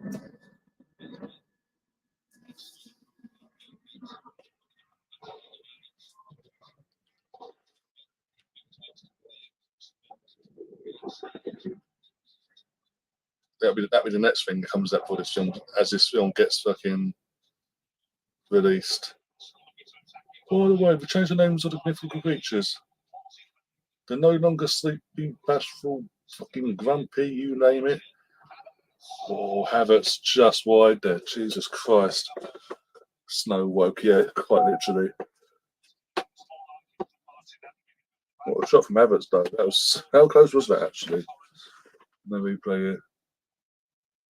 Doc, that was it. Tommy's off the card. Oh, for fuck's sake. What did I say when he got booked as well? What did I say? Zinchenko would have to come on now, but we're now playing with 10 men. So no matter what, Tommy actually can't play next on Saturday. Me. Even the commentator knew, like, he does it, he can't wait. Look at the expression on the referee's face.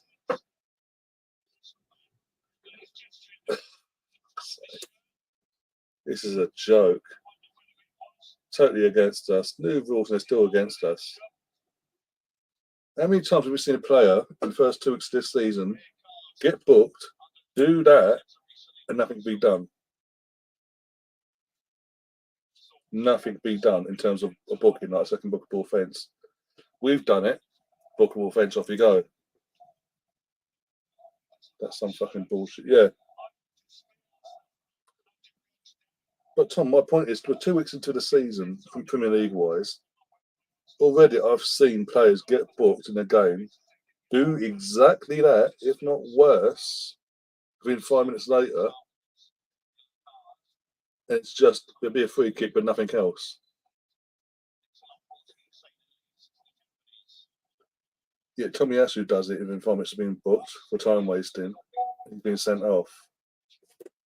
It wasn't even a big yank, it was literally just a literal tug at the shirt. Oh, fuck off, kid, you tot. Your team's losing 1-0.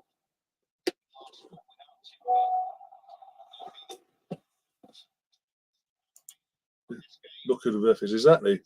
Gabriel's now coming on. Proves my point again about Gabriel.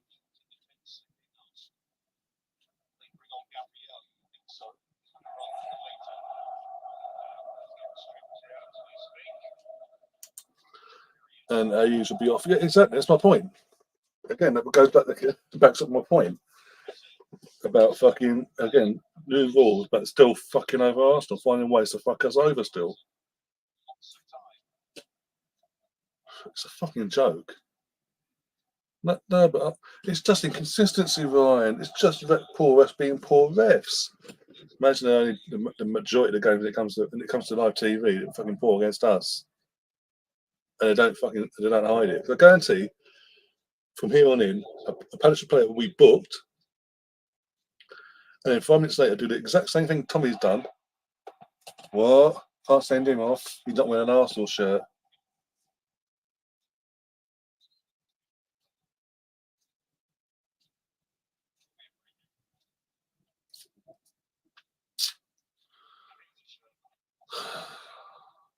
Joke.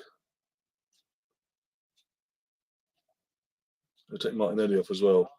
So we've lost someone in our sack now.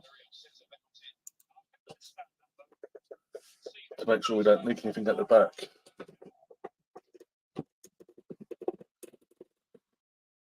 So, do this the fucking hard way now because of shit ref fucking us over again.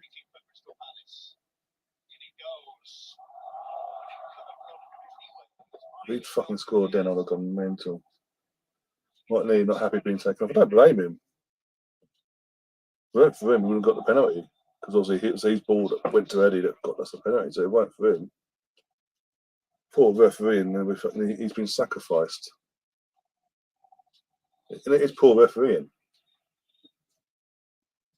You've booked some for time wasting for trying to take a throw in for 23 seconds of it was. 23 seconds, I think it was. You book a player, right? And then 5 minutes later, the first genuine offence they've made, and you then book them for that as well. Not even a warning, like calm the player down, calm things down. Next one, you will be off though. Just a no, bye, fuck off. It's a joke.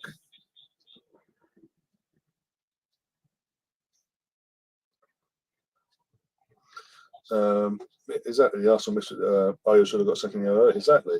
It's consistent again. Why is it every season we go back to this thing of consistency refereeing? Why is it? A fucking joke. And yet they'll fucking do a ref watch special tomorrow on this game. Have that fucking twat, Derek Gallagher, on, and he'll justify one getting sent off over the other. He'll justify because there's an Arsenal player being sent off. Fucking joke.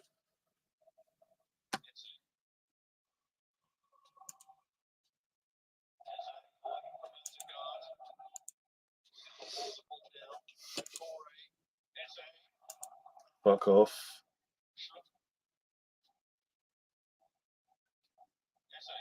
Fuck off. Defend this fucking attack, please.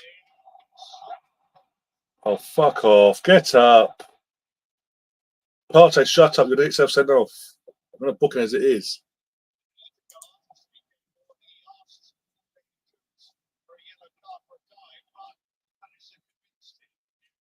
Of course they're convinced. Fucking diving twat. In fact, he's like, yeah, whatever. Like, fucking telling us to basically piss off. Exactly. So we booked for diving. If this isn't turned into a penalty for Palace, which it shouldn't be, by the way, if he does dive. Oh fuck! Seriously, would anyone? You would never know. Alan Smith used to fucking play for Arsenal. He throws himself in the fucking air. It wasn't a pen. Not with the rules they've put in place. That's no longer a pen. But you got booking for diving then, because you're saying it's not a penalty. Then he's gone down on the floor looking for a pen. It's a dive then. Fucking consistency again. Don't ask for much of these refs. Just do your fucking job. There's not again. I'm gonna say this now. These refs, it's not like they're fucking newly in their jobs. They're learning the trade on the job and all that. These are seasoned pros. These are meant to be the best of the best. But then again, we got John Motson referee training these refs. What do we expect? Let's be honest. A fucking joke. Harold Webb leading the fucking line as well. Fucking Mr. Manchester United.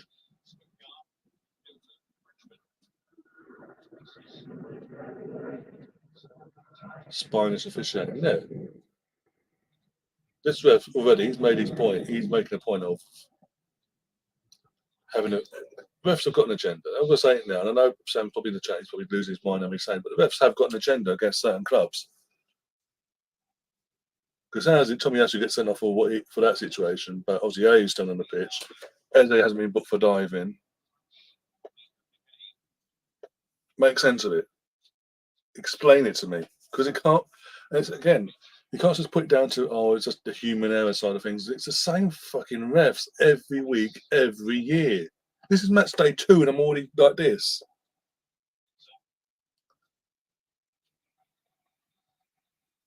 Fucking match day 2, and I'm like this, seriously, because there's no accountability. If you look at the actual rejigged rules, the majority of them, they've been put in place to protect the refs even more. Let's be brutally honest.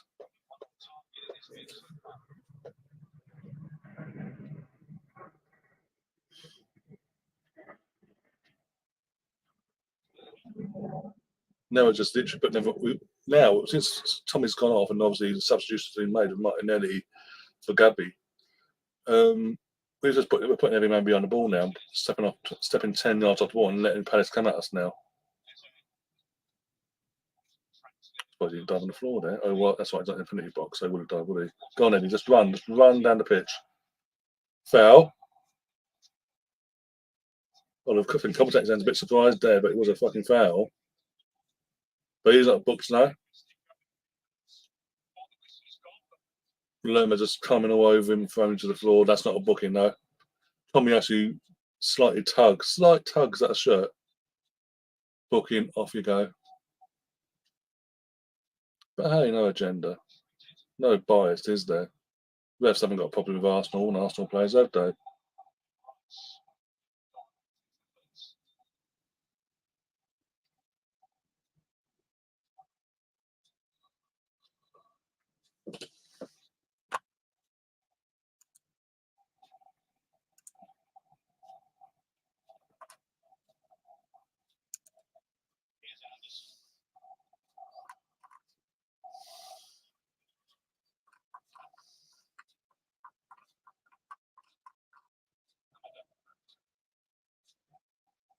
Even Adrian Clark, 8 minutes ago, Adrian Clark's tweeted out, not a foul by Tommy Asu. Ayew falls over, he pulls his hand away.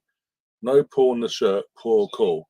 And amazing, by the way, VAR is meant to be in place for anything that's. If West made a mistake like that, the referee's meant to get involved. The VAR is meant to be involved and say, actually, in this case, so you've made a mistake. This is what's actually happened.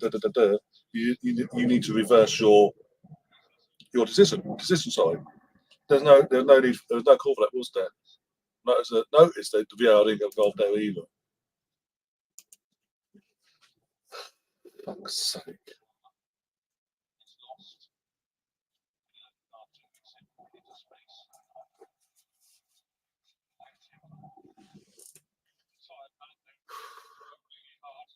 Bloody sweating.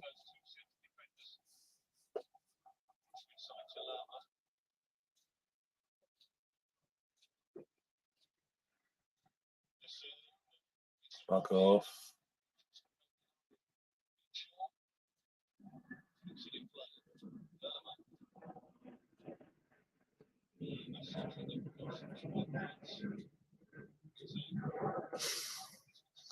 Jorginho's coming on. Yeah, we need a bit of a steal one back in our midfield here, because, as I say, since Tommy Asu's gone off, we just dropped 10, 15 yards, and we're allowing Palace to come at us now.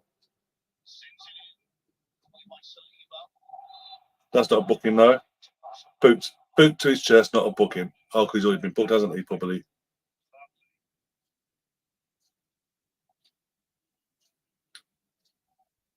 Boot to the chest, not a booking. Now, I've seen them being bookings before. These first 2 weeks, but okay.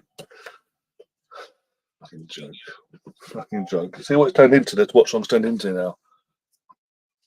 Because of one stupid call from the referee, it's turned into me slagging off the referees now.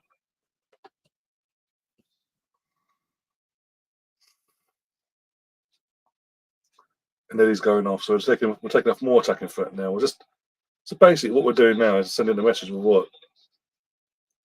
78, 12, 30 minutes to go plus injury time. The rest is we're thinking now is that we're going to sit back and try and protect a 1-0 lead. How the fuck was that not yellow officiated? Yeah, exactly. That's what I'm saying.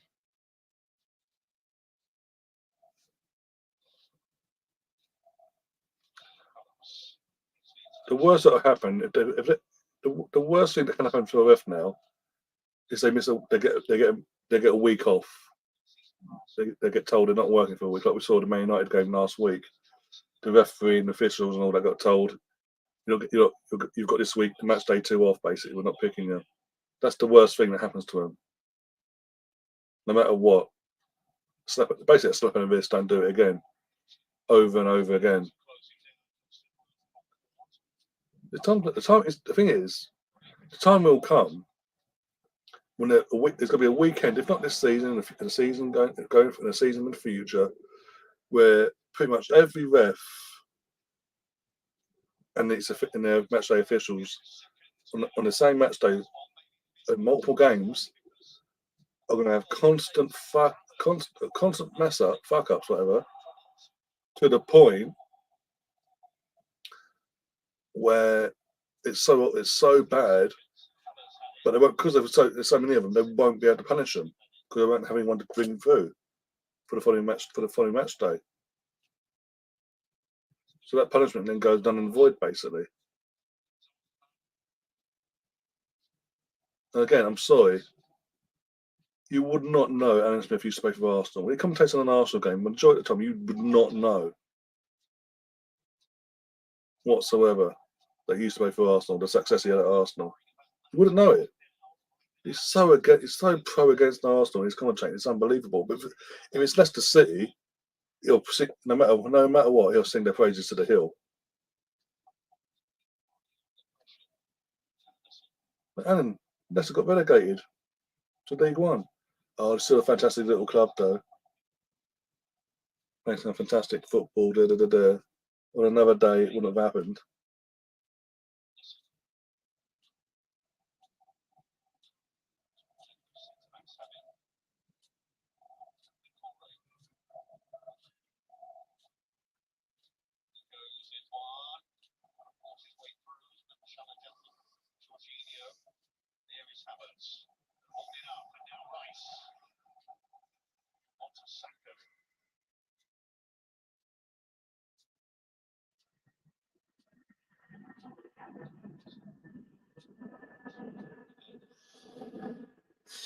The man is nervous, hands keep the faith, the Lord loves you.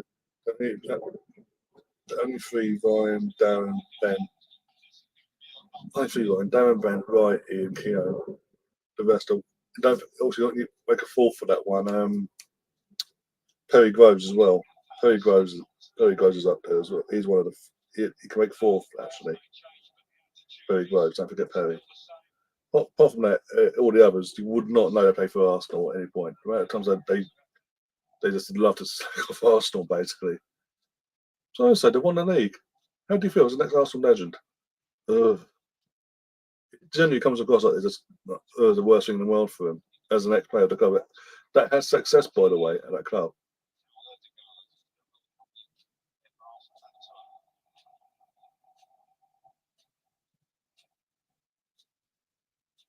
So Tommy actually got his yellow card for having the ball for 8 seconds. Unbelievable, yeah. Basically, yeah. He got past the ball. He took the throw in as soon as he got the ball. Basically, within seconds of getting the ball himself, and he got booked. And even in the second booking, he didn't even actually tug the shirt or anything like that. Fucking Ayew held his hand, put it through his hands in the air, and he fell to the floor. And the rest went, okay, well, he's gone down on the floor. You must have touched him. Off you go. And VAR brought in to deal with them sort of incidences. No. Where's the City and watch the player go off because he's an Arsenal player? He didn't. We're pointing out later after the match, mate, but publicly, we'll let people know publicly you made a mistake. But at the moment, we'll cover you for the next half hour. We'll have you back for half hour until the full-time whistle. Then we'll put out publicly that, yeah, you've made a mistake, you shouldn't have been sent off. The fucking joke. I don't think we can appeal it either because it's double yellow.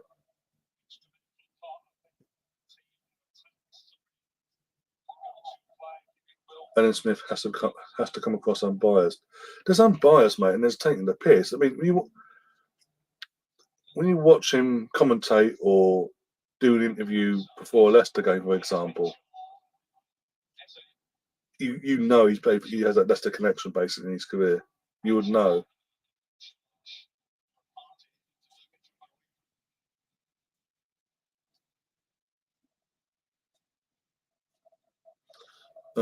Misfit says, I came into this season thinking the rest would be better. What the hell was I thinking? Yeah. When you've got Mr. Manchester United taking a helm, bringing back his mate Lee Mason like 6 months after sacking him, what did people expect? Seaman as well. David Seaman. I forgot about David. Yeah.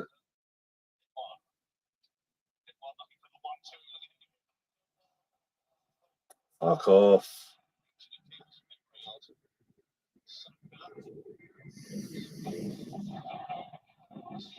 Why can't we have? Why can't we have post-match ref media interviews like the Bundesliga? Because that would mean that our referees are held accountable for their actions, and they'd have to explain themselves, even when they've had especially when they've had a bad game. Whereas, as it stands, they're protected. They need to be protected because they know how shit they are. And they are. Let's be honest, they are shit.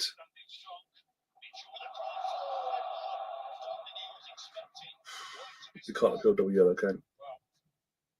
I don't know. I don't think you can. I can't remember what you can and can't appeal anymore. That's another thing. Who was it last? What's it last year? Someone got sent off back at the start of this year, back in the halfway through last season. One of our players got sent off. We appealed it and told us to fuck off, basically. I swear it was last season. Like the second half of it. I'll start the second half of it as well. Exactly. Sky corrupt as well. Not sure why people pay money to watch them clowns. No shit, Ryan corrupt. Alan Smith is one of my all-time favourite players. As a player, you can't fault him for what he did for the club, but he's commentating sometimes. You compared how he commentates or does a press interview between Arsenal and Leicester City, for example, you wouldn't know he used to play for Arsenal. You would know he used to play for Leicester.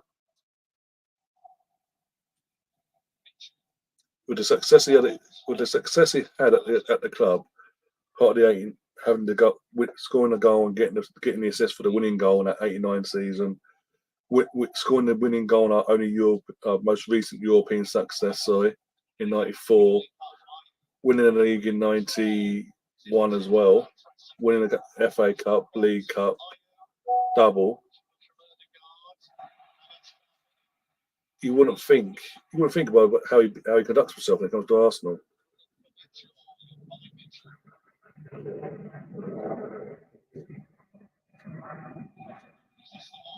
One sec. Defend. We just literally, since Tommy Ash has gone off, I keep saying it, since Tommy Ash has gone off, we just dropped 10, 15 yards into our own half and we're just putting everyone behind the ball, trying to defend a 1-0 lead. We don't want to overcommit anymore and try and attack them and play our game.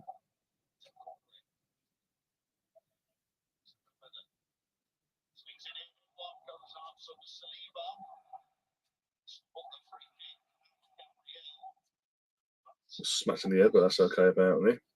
Smack in the head, that's okay because he's a youth player. Oh, but you're running next to someone and they fell over, yellow card, off you go. You know after it is bad when their live stream can't pull in more views than Goldbridge. AFTV, okay. You know when AFTV is bad when they can't, yeah. I don't even know who's on their panel. That might have something to do with it as well.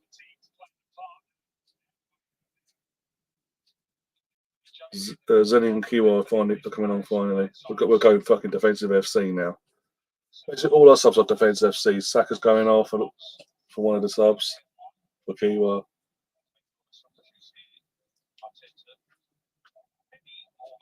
Odegaard as well.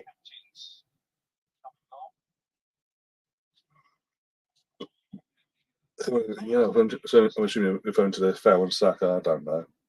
Oh, that's why, because he's not wearing an Arsenal shirt.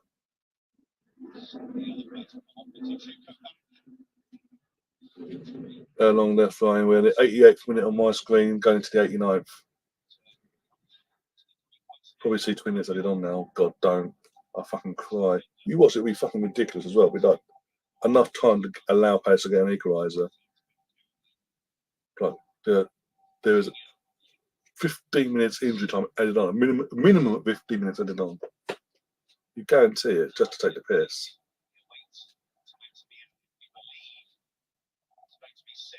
Seven minutes apparently.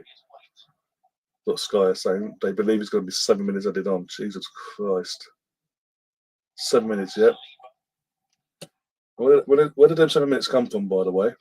Because we only got like, was it 2 minutes at the end of the first half?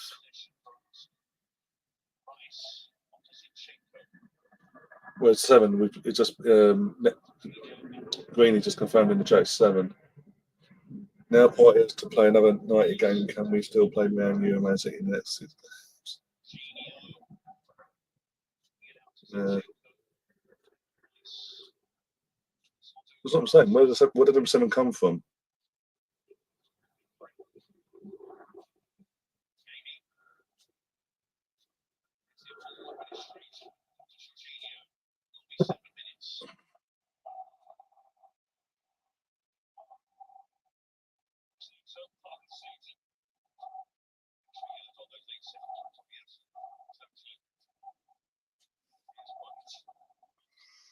I mean, Fulham, we've got to go full strength to send because of obviously how this has ended in terms of it. As it stands to be 1-0, as it stands, we see this out. Come Saturday against Fulham, we've just got to go full strength. Partey and Rice in the midfield, Ben White right back, Saliba, Gabriel. How's that not? Go on. Don't give. Oh, finally, well done, ref. You finally booked someone on a Crystal Palace shirt. Well done. Oh, you took you half an hour.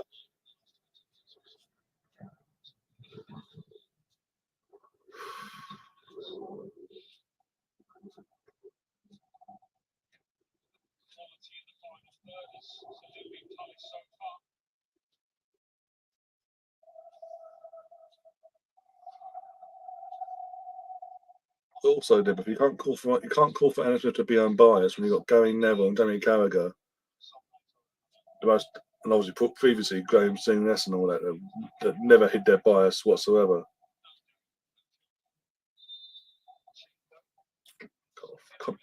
Can't be offside from a throw-in. You're offside from a throw-in. Make sense of that one.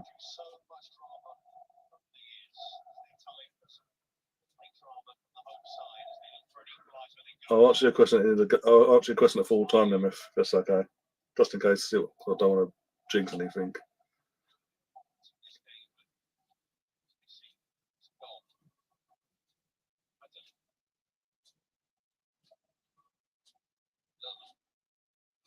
Oh, the chat room back.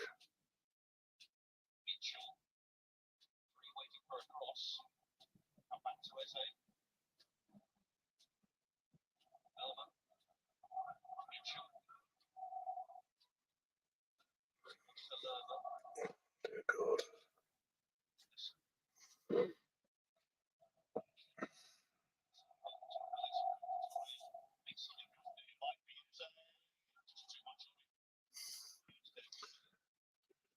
Yeah, right, man. This is like Puma jerseys. Okay.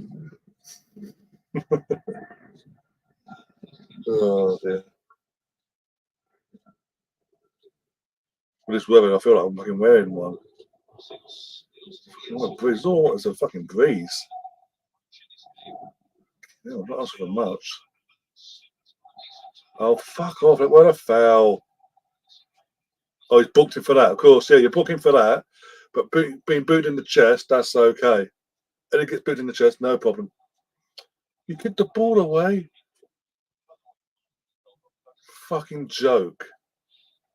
Oh, you dived. Oh, the dive. You dived on the foot. It's not a penalty. You must have dived. That's not a penalty. That's not a yellow card. No.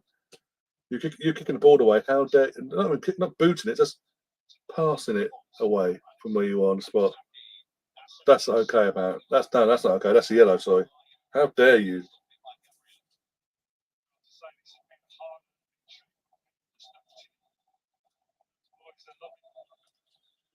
Oh, there's Gabriel got captain armband as well. So Gabriel also one of our vice captains now. That's cool. Another reason why he can't go then. The Super Mega Teta. He knows exactly what we need. I was like, Tinny at the back, but he's not knowing it. Tinny at the back. Gabby in attack. Arsenal on the way to Champions League. Technically, they do need to change that wording now. That when it goes up Tinny at the back, you need to change it to Gab. Even if they say Gabby at the back, because you know who they're referring to, it says Gabby at the back, Gabby in attack. Arsenal on the way to Champions League. Fuck it. Gabriel's all fired up, not looking like a player who's exactly. This is why I didn't get fucking at the end of the world FC for the game basically on that side of things. My bid is going to play by the second. Fucking don't. Just booted it out of his hand. That's okay though, ref. Yeah, just booted it out of his hand. He literally had his hands on it. Both his hands on it. Got booted out of that, but that's okay. Give him a corner. Yeah, fucking dickhead. No, man. There's no agenda against Arsenal, is there? They're completely unbiased towards Arsenal. Fucking joke.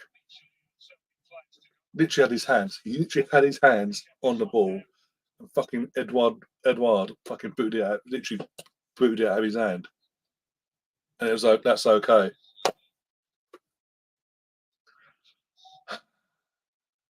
Fucking ref.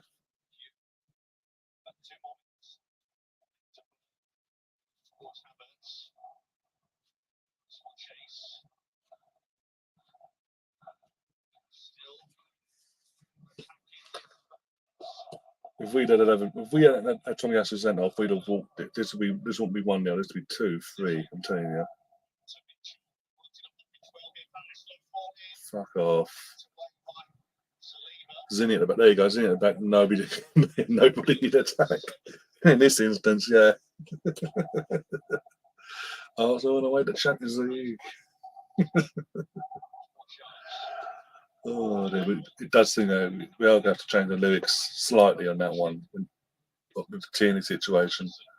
Looks like it looks like that'll be it, won't it? His days are numbered.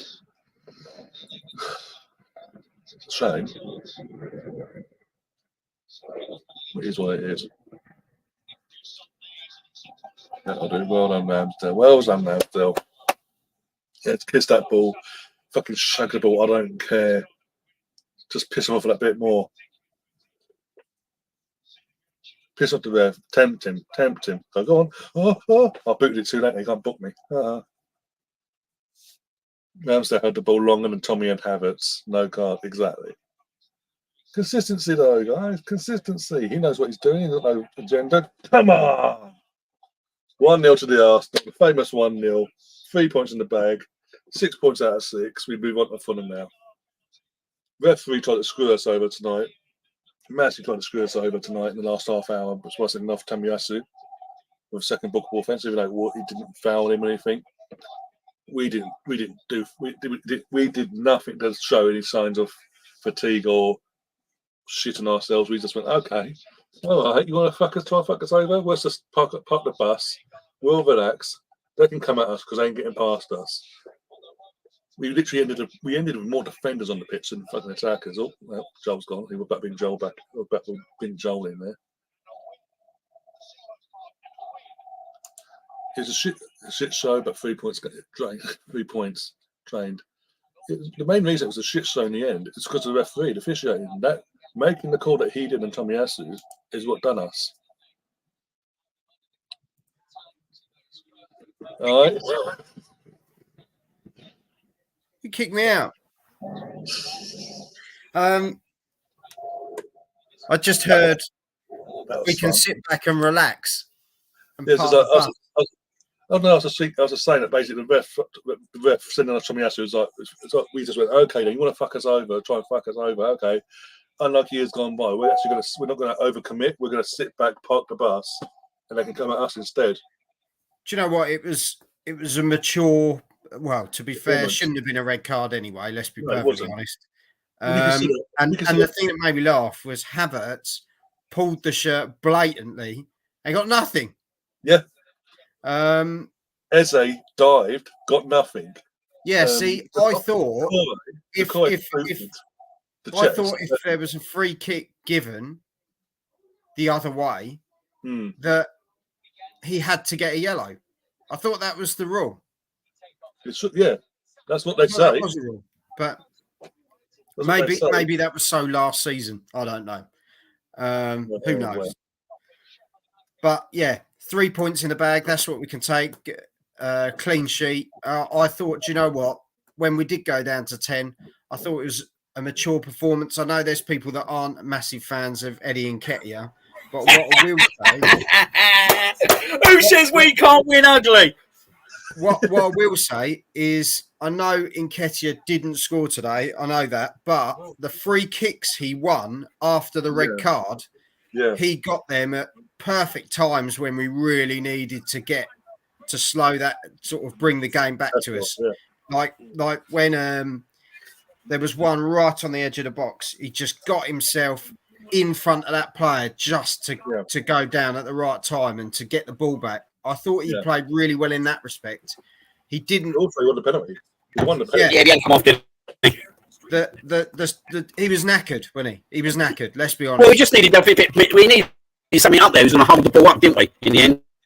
And to be fair, Havertz did it all right. He does it. He does it, mate. That's what he does. I was saying to John, he was saying get Jorginho on. I was saying to get Havertz up front because do you know what? Yeah, right. When you're running down top, when you're running down 9, 10 men, mate, you need someone who can hold it up. Do you know what I mean? Because all we was doing was literally just hitting it nowhere, just hoping that Nketiah can run into balls.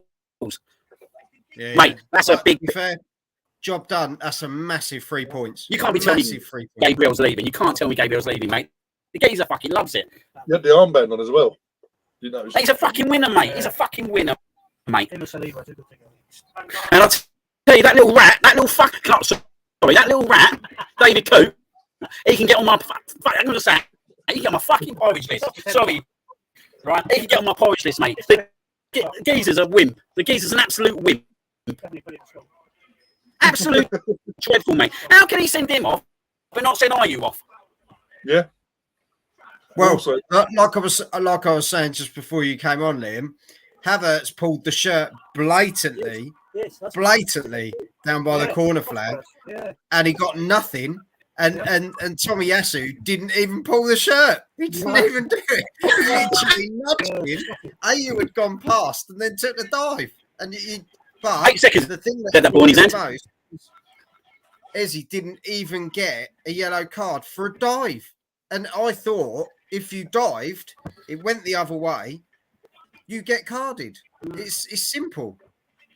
But mate, who is now? I said it all, to be fair. Poor performance, but we got 3 points. And remember the times when Man United won the title time and time again, getting those 1-0s where they got the 3 points and it was ugly. Mate, I fucking love it, mate. I love it. It was ugly, mate. Do you know what? In some ways, right?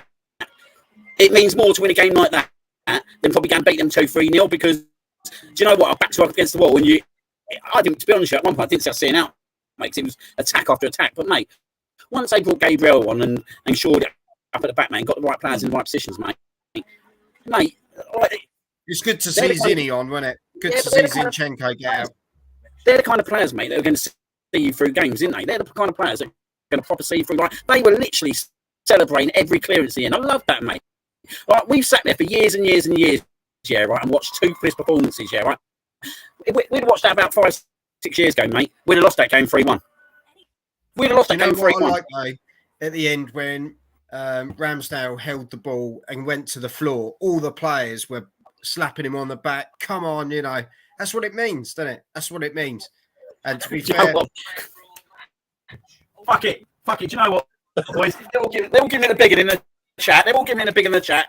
Do you know what? I'm going to do one. I've got the old shot glass out. I'm going to do one. Here we go. No shot, mate.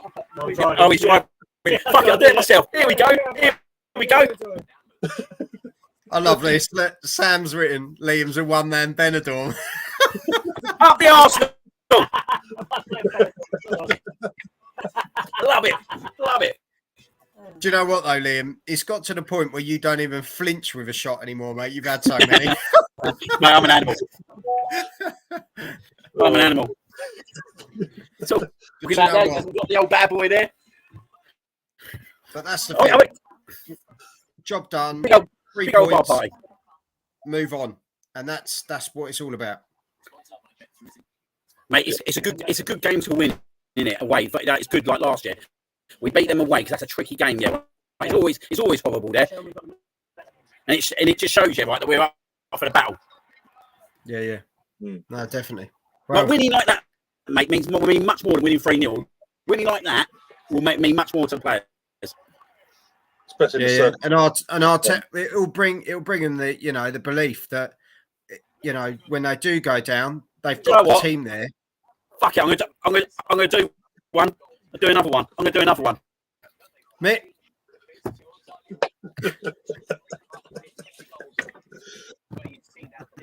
Cool, the wife's in for a good night tonight, isn't she? That's all you Palace boys out there.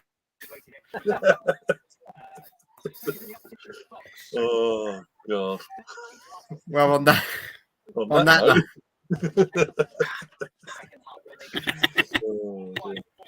But no, it's all good. It's all good. And as I say, 3 points in the bag. We move on. And do you know what? A lot of people turn around and go, looked at the fixture list and said, Nottingham Forest at home. I think those first 3-4 games at the start of the season, they can go anywhere.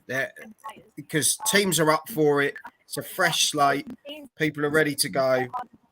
They're out to impress, aren't they? You've got new players coming as well. People have got to fight for places. It's there's a lot of opportunity in those first couple of games to cement yourself. So they're tough games. So I'm glad we've come away with 6 points, to be fair. I know a lot of people will go, well, it's a given, but no games are given now. No games are given. So No, it's not. You're right. And it's a horrible game out of the way. You need to have another shot, Liam. Fuck it. Why not? I'll tell you what, right? This one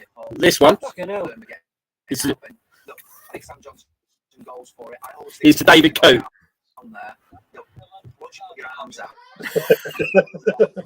I ain't going to say what I want to say. Oh, dear. Mate, what was that one? That foul on Havertz as well. Did you see that one? And he didn't even give it. Yeah. But this is the thing. It just, we won't get into it. It's a completely different show. Havertz rolled the ball away, got booked for it. Makes sense of that one. Eddie gets kicked in the chest. No, okay, free kick, but that's all. Well, we roll on Saturday, don't we? Bring on Fulham. Yeah. Fulham. Leno. Yeah. Well, he's not going to be. He's gonna love it, isn't he? He's going to want that big time. So. Oh, I love it. I love seeing the old saltiness. Midlife crisis. I've been having one of them for about 10 years. Oh, mate. Do you know what? I think it's quite lucky I weren't on here for that last 10 minutes. To be fair, I think you're right, Liam. There wouldn't be a bar left. Yeah. Oh, there's enough in here, mate. There's enough in here. This is bar number 1. You don't realise. Ryan. Yeah, the other side of the garden there's a backup bar. Yeah. This is the small one. The house is the proper bar. Oh, my God. No, I better shoot. Let's see the hidden cupboard. In the bed. But no, thanks for having us on. It's good to see you both. Anyway, it's been a while. Yeah, you it's too, good bro. to have the Arsenal back. A good win, 3 points. We move on. Hopefully, I'll see you both soon. Yeah, if you're around Saturday, let me know and I'll send you a link for that as well because I'm doing one for Saturday as well. Yeah, I've got the boxing Saturday. I'm doing live Watchalong for Usyk versus Dubois, which we all know where that's going. But yeah, I've got to say, it can't be as worse as Sapp as bloody AJ's fight the other night. What time's that fight on? to be fair, they're not. Well, it's out in Poland. So, and the undercard is absolutely stashed full of people I've never heard of. So it's you're probably still looking at 10 half 10. Those sort of. Yeah, I might go by that. 24 am. I'll have a little watch along. I'll let you know. Yeah, remind me. Make sure you remind me. Yeah. I'll ping you over a message when I'm about to go live. So hopefully it's me and Ender on. So should be a giggle. But yeah, I'll catch up with you soon, lads. But it's good to see you. Love to the families. Yep. Cheers, man. Thank you. Thank you, mate. Take care. Up the Arsenal. Another shot, Liam. See you later. Oh. I might do it in a minute. But in general, that aside, someone asked me earlier, I think it was Nemeth, what was your thoughts on Declan tonight? I thought against Actually, yeah, we were saying, weren't we, John? Declan had a good game. Like, he gets involved, don't he? And wins all the niggly little tackles and all that kind of stuff. You know what I mean? And he's a bit of a shit. Oh, here he is! Here he is! He is! Hello. Can you guys hear me? How you doing, buddy? Okay, cool. Sorry, this stupid thing called work just kept me busy. I had to kind of try to watch the game a little bit while I was finishing up my work. Well, we made it tough on ourselves, didn't we? I don't think it had to be that difficult. Well, the ref didn't help things though. You know what? You know what? No, you know what? We can't do that anymore. No, but we are a better team now. We should be able to overcome that because that's going to be the problem for the rest of the season, right? Well, obviously we did overcome it, but we had to do it a different way to overcome it this time. I know, but I still feel like we could have, we still made it a little bit difficult on ourselves. I think that first yellow card on Tomiyasu was like that warning shot, because that's the same thing. Think about it. That's the same thing that happened with Zinchenko before he got nutmegged, right? His defense was a little bit suspect, and then he got nutmegged, right after that. And you're like, you see, those are warning signs. Late in games, just solidify the back end. I don't know I can't remember if Gabriel came in after that or before that, but at some point, if he sit on the bench and you're up 1-0, it's going to be tight, just solidify the back. You know what I mean? Yeah, solidify the back. Yeah, mate, come on. We want ugly, mate. Come on, man. Like some games, yeah, right? You were screaming for the last 20 minutes. I heard you. Now I'm talking, and now you're like, let's calm down. Wake up your mind. Which one is it? Which Liam do we get? Because the Liam mate, you're right. Now. You're right. I was screaming. I'm glad you guys in America heard it. Yeah, right. But we won today, right? And that's all that matters, mate. It's the start of the season. It was ugly. I agree with you, mate. We should have had that game outside in the first half. And it's funny because John was saying, but literally a few minutes before his game, and it's pretty easy at the moment. We're pretty comfortable, and that's what worries me of Arsenal. We're pretty comfortable, but you can't send Tomiyasu off and not send IU off. I'm sorry. You either send both of them off, or you don't send both of them off. Do you know what I mean? And do you know what? I'm kind of glad we won a game like that because do you know what? We need there's certain games in the season when you need to win a game like that, and it breeds a different kind of confidence in the team. Like they'd be buzzing in that dressing room now, mate. If we'd gone and beat them 2-3-0, they wouldn't have had the same buzz. They know they've worked hard for that last 30 minutes, mate. Up the fucking Arsenal. There you go. No. There's two sides to it. I'll take the other 1-0. I'd rather have the 3-0. But yes, this breeds character for sure. Yeah. So I'll take it. And you know what? We need it. We'll need it. But I just don't like. The reason why I don't like it is because now we've had to tax our team, and I think we're going to find out how thin we are. Because we need to be prepared to go and beat Manchester United, right? Yeah. Who are we going to rest Partey because he's played the first 90 minutes back-to-back games, and this one was even extra important that we kept him on the pitch.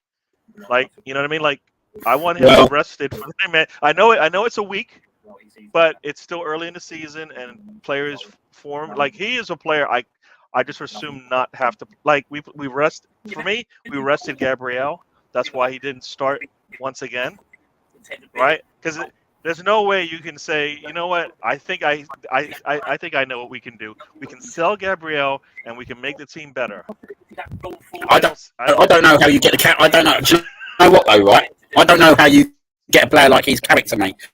Like I was watching him on the sideline in the Charity Shield when the penalty shootout. He was the player who was ready to run on that pitch when that fourth penalty was being taken. Tonight, mate, he just literally celebrates and roars. We've seen that before, yeah, right? And when your chips are down, he's the guy that you want there, isn't he? And I just think, where are you going to find that guy, yeah? Where are you going to sell him now at this point of the season and find that guy to replace him? It'd be pretty shocking if he went now. I just can't see it. Well, I hope it doesn't happen. I've got to be on the show. Yeah, it like that. Like why we like now the season started. Now we're gonna do all this craziness. Like there's like Partey could be sold. Like Gabriel could be sold. And Tierney, no. Balogun, no. Wait, what? You're not playing Tierney. Balogun is you're basically not gonna play him. But we can't sell them because it's not at the right price. But you're allowing the media to even think there's a case for Gabriel leaving and Partey leaving. I don't get it. I don't see Gabriel Partey leaving. But you know what? It should be shut down. It shouldn't even be like there might be some smoke, right? Is there smoke? I don't know. It seems like it, right? I think there's one more sign. I think personally, right? I think with the Pepe kind of rumours, that wouldn't surprise me. Like it wouldn't surprise me if we've seen the Timber injury and thought, you know what, it's more important to go and buy another defender in now than buy a right winger. And we have got Pepe at the end of the day in the club who can play that role. And to be fair, Pepe's around a squad now. It's not like Pepe back in 2-3 years ago that it was everyone for himself, basically, weren't it? Let's be honest. It was at times every man for himself. He's got a whole team around him now, and you're right, because we're better as a squad. So whatever the things he couldn't do, he doesn't even have to deal with that stuff right now. We're a lot more solid at the back. Yeah. Just give him the ball and give him space. He's gonna kill people all the time. And I think that's what we were lacking today. Because think about if you had Pepe in some of those positions with the ball, he's putting the ball in either in the hole, I believe, or a really nice assist, a scoring chance gets created. Because I don't know if he can still do it because we haven't seen it in a red shirt yet. But we like you said, that first half. Once again, this is another first half where we left a goal or two on the board. Left it out there. You get those 4 opportunities in that first half, you got to score at least one of them, and we didn't. I mean, Ketty had 2 spots. I think Erdiger had a spot, and one more. I forgot the other one. But we had at least 4 opportunities to score there, and you got to put one of them away. It can't be.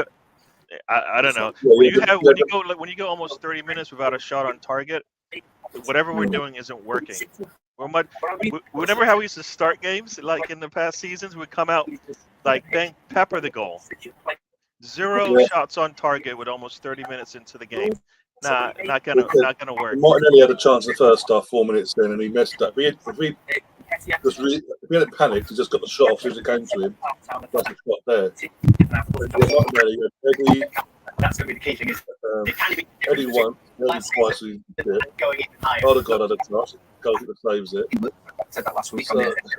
But yeah, we've got to take our chances. I think Fulham's really think the way Fulham started this season now, this is a perfect game for us at home. People are acting like something weird's going on, so I'm just going to change it.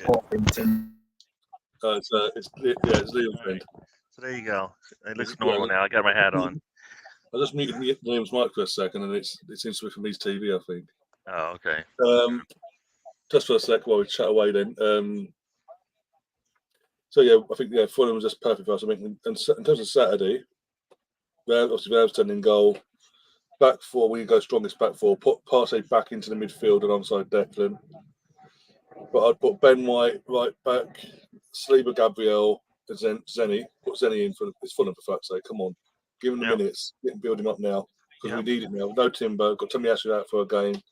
I think it's a game, isn't it? One game, isn't it? Yeah, he should be out for just the one game, I think. So, I mean, Oh, like yeah. this is what I'm saying. Like for me, I would rather, like we need to rest Partey. But will 2 weeks off away from football be, almost 2 weeks off be too much? I mean, can we bring him in? Maybe we can bring him in the second half or something like that, just to keep, get a little sweat in. But I just don't like the idea that he has to play that right back. And I know people say it's inverted, but it's inverted meaning he's not starting in that position. He has to move even further inwards to support. So it's for me, it's extra running, which I don't feel like we're trying to get him to complete a whole season for us. So we're gonna give him extra things to do. And somehow it's gonna look, I put the hat on, so now, I don't look like a whatever a Dalek is. I don't know what that Dalek. is. Dalek, yeah. So no, I kind of, and you can see Partey towards the end of the game starting to wear down, and his passes aren't crisp anymore. And he just, one, can he give us 90 minutes, and two, can he give us? I think he had to play back-to-back 90 minutes. I think play him give him 45. Give him half of football on Saturday. So that's what I'm saying. At least start him on the first half. Yeah. And then to reassess things at half time. If we cut with 2-3 goals up, take him off, rest him up. Yeah. You've got someone else you can bring on, be it Trossard. No, you know what? Trossard should start, because for me, you're wasting the opportunities to get him to play, because if he's not gonna, I just feel like he needs to get minutes. So whatever that is, he needs to get minutes. Personally, I would start Trossard on Saturday, against Fulham. Like if Nketiah is your starter, I don't think it's going to make a difference if he plays or not. You know what I mean? I know he won the penalty tonight, but that was more because of the creativity from Martinelli, but there's nothing go there with that one. Personally, I think, as I said at the start of this stream, I think Eddie needs to even now, he needs to be given the message of, Jesus is there, but you're not guaranteed starting 11 football. We've got squad depth now. We can mix things up now. So personally, as I say, I'd have these as White, Saliba, Gabriel, Zinchenko, Partey for at least one half alongside Declan.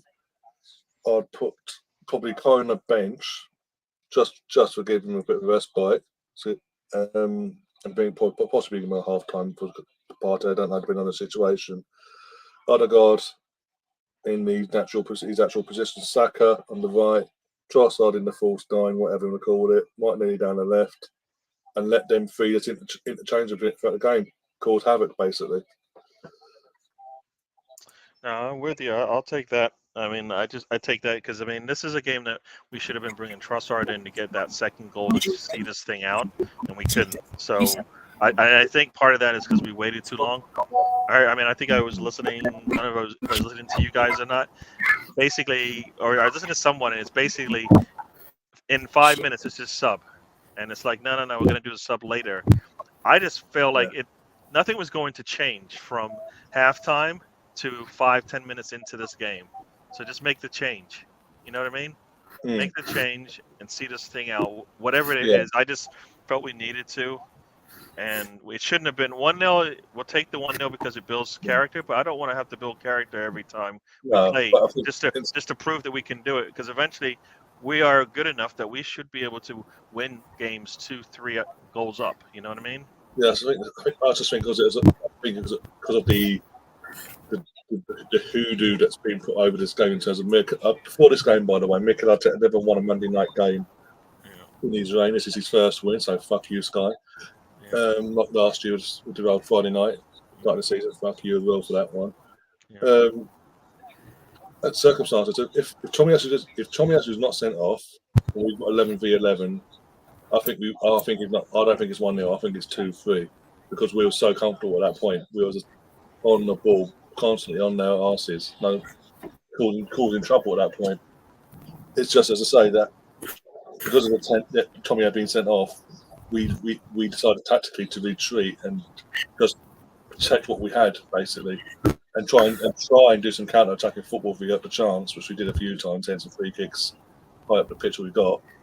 But yeah, that is what it is. But it's good. Again, it's character. It's not just character building, but it's also it sends a message as well to the league that we ain't a pushover now, that we can adapt to the circumstances of a game like that.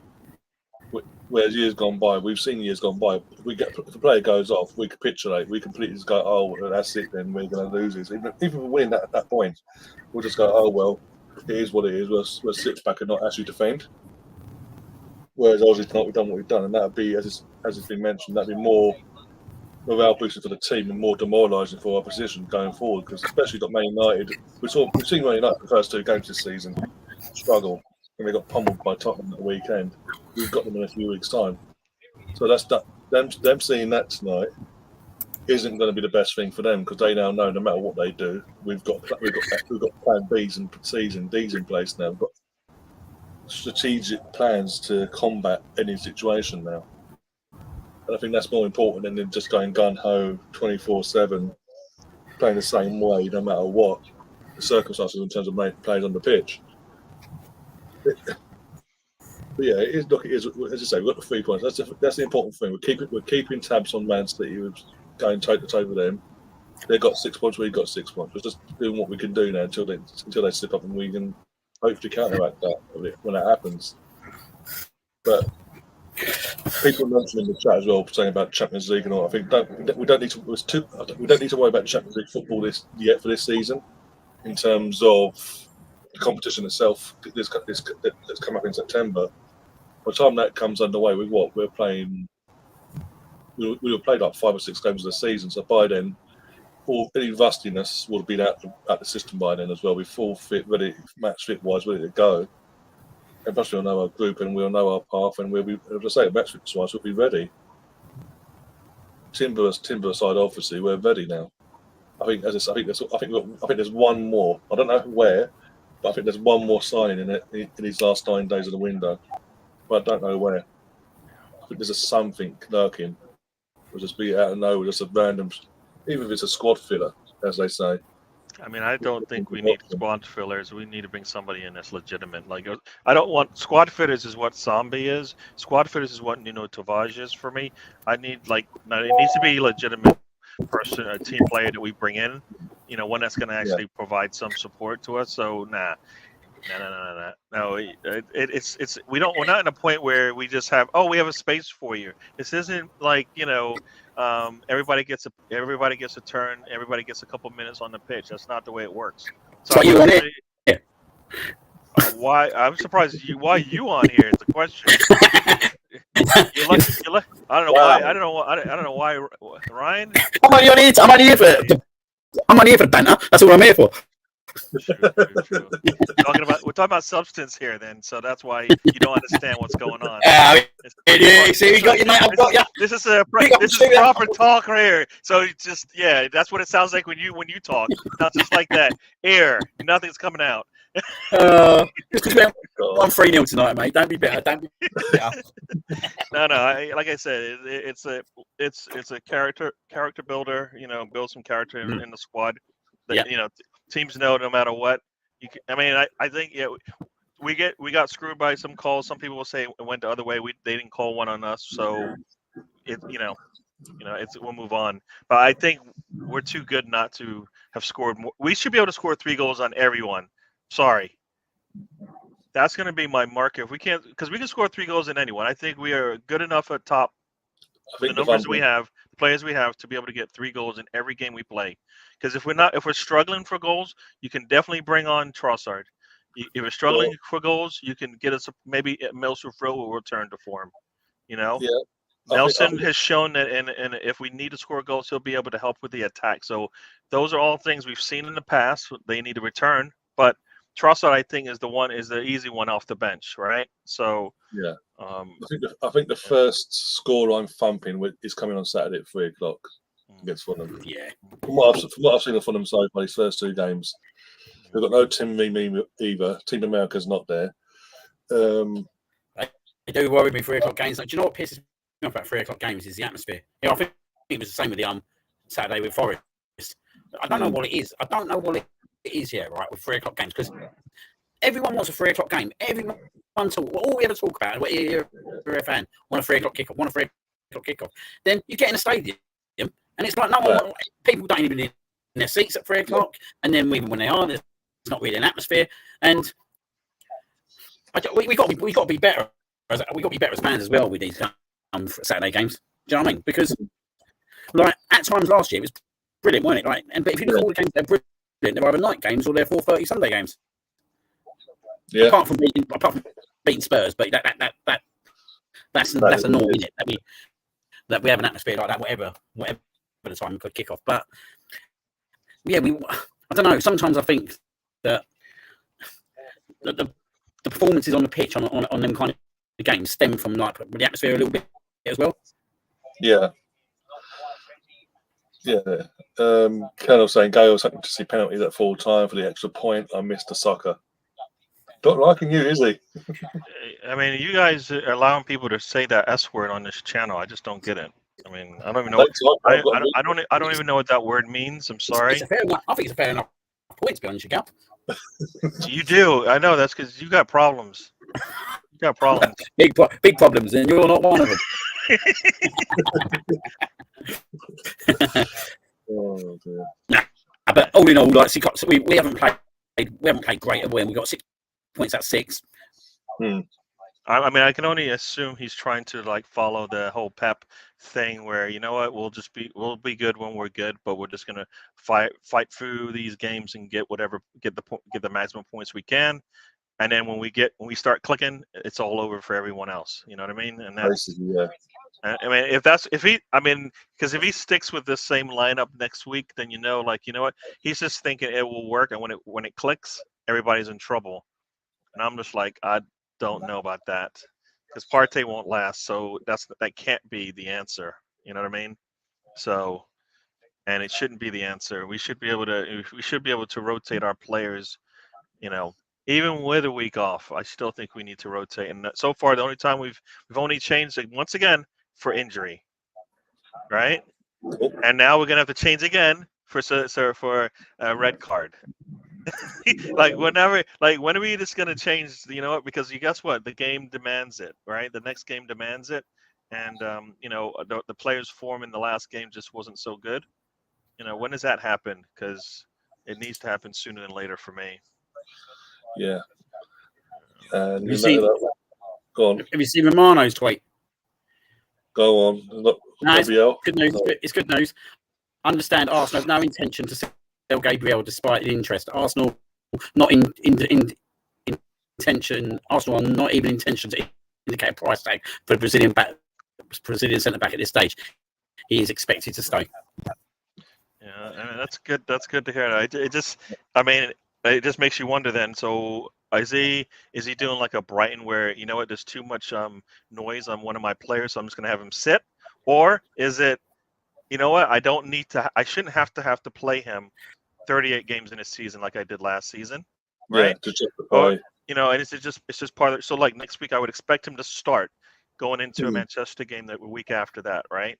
And I would expect him to start the game going into the City game, so he might get another day off. If we, for example, if we do that for him, at some point Saliba's going to have to go through the same thing. It's surprising to think Saliba was out with a back injury, and it seems like we're resting Gabriel right now, where you would, like he made the tackle today, but I hate him having to do that.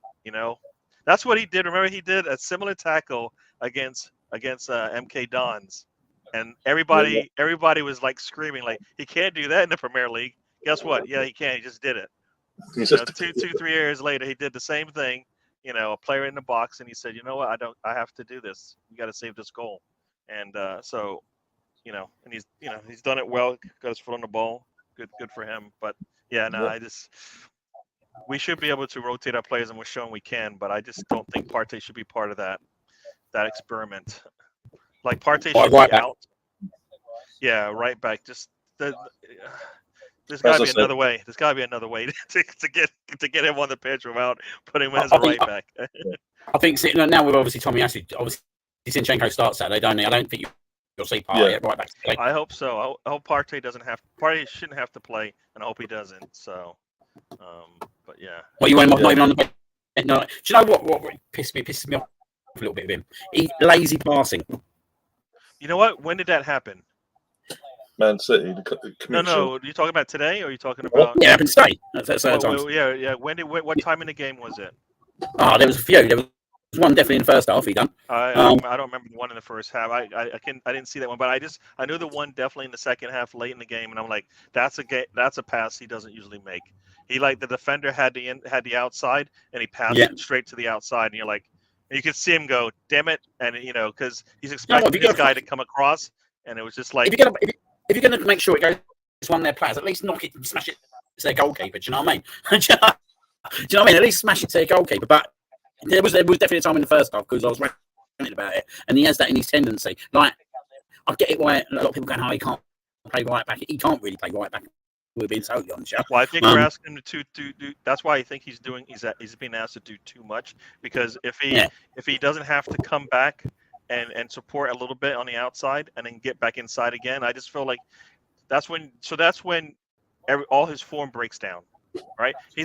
He can't go 90 minutes for us anyways, like at the level that we want. That doesn't happen all the time, right? You never see like a full 90 minutes where you're like, he's on it for the entire thing. There's always a drop, and there's always that pass that you go, damn it, he shouldn't have made that one. And I think we have Jorginho to come in and spell him. So let's just use him that way, Oh, mate, Jorginho, even when he come on, mate, like little bits, little things, you know. I mean, he did, and you sit there and think the guy's a class act, mate. But I was going to say to you, both, who would have been your man of the match today?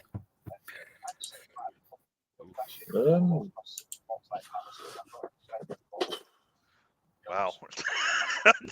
I don't know. I think it's hard. That game was tough. I thought Declan done a lot of Declan's got a shout. Declan's got a shout. Saliba's definitely got a shout. Saliba. I mean, do you know what? Right, it's tough, isn't it? I do get it, but he done well to win the penalty, Eddie. But he just don't score away from home, does he? And that's the factuals, mate. And it's not me beating him down.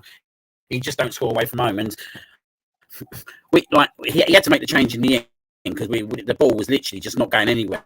And when he brought Havertz on and pushed him up, when he brought Jorginho on and pushed Havertz up top, we started to get a little bit more foothold back into that game, and at least he was able to hold it up and get the ball down there a little bit more. And I just think away from home, mate, sometimes you might be best like just having Havertz further up. If I'm being totally honest, I'm surprised. I would take that because I think yes. I mean the answer the stats show it. I'm not. Was I ranting? I don't know. But the stats show it that he struggles in certain situations, and today was one of those. I mean, I don't know. I just want Partey in its right position, and I would like to have a right back and a left back, not some inverted player that we don't usually use there. So, Yeah, I think sooner Gabriel gets back in that team, and you put Ben White back to right back, and I think you can right when we go to Everton, 100% Havertz has to be up top for me. Do you know what I mean? Yeah. He has to, and because we've been there twice now, and we've seen what's happened, and that's the game, mate. That we need to put to bed now. That's the game where we need to go there. That's the game for me. That needs to be the statement. Do you know what? We're not going to go to these places this year and fucking fall short to bloody Everton. No, mate. When everyone else, Fulham will go there every year and beat them. Do you know what I mean? For me, Havertz has to play up front that game. Yeah, we'll be against it all. Oh dear! But with that, we are going to wrap things up because nearly 3 hours going. Bloody hell. 3 hours been going. Arsenal obviously we won, nitty gritty, but we had to do it in the end because of circumstances, because of a shit referee called David Coote. Read between the lines. We spent the last 35 minutes playing defensive FC, basically come and get us, and we got out of there. We've done our job.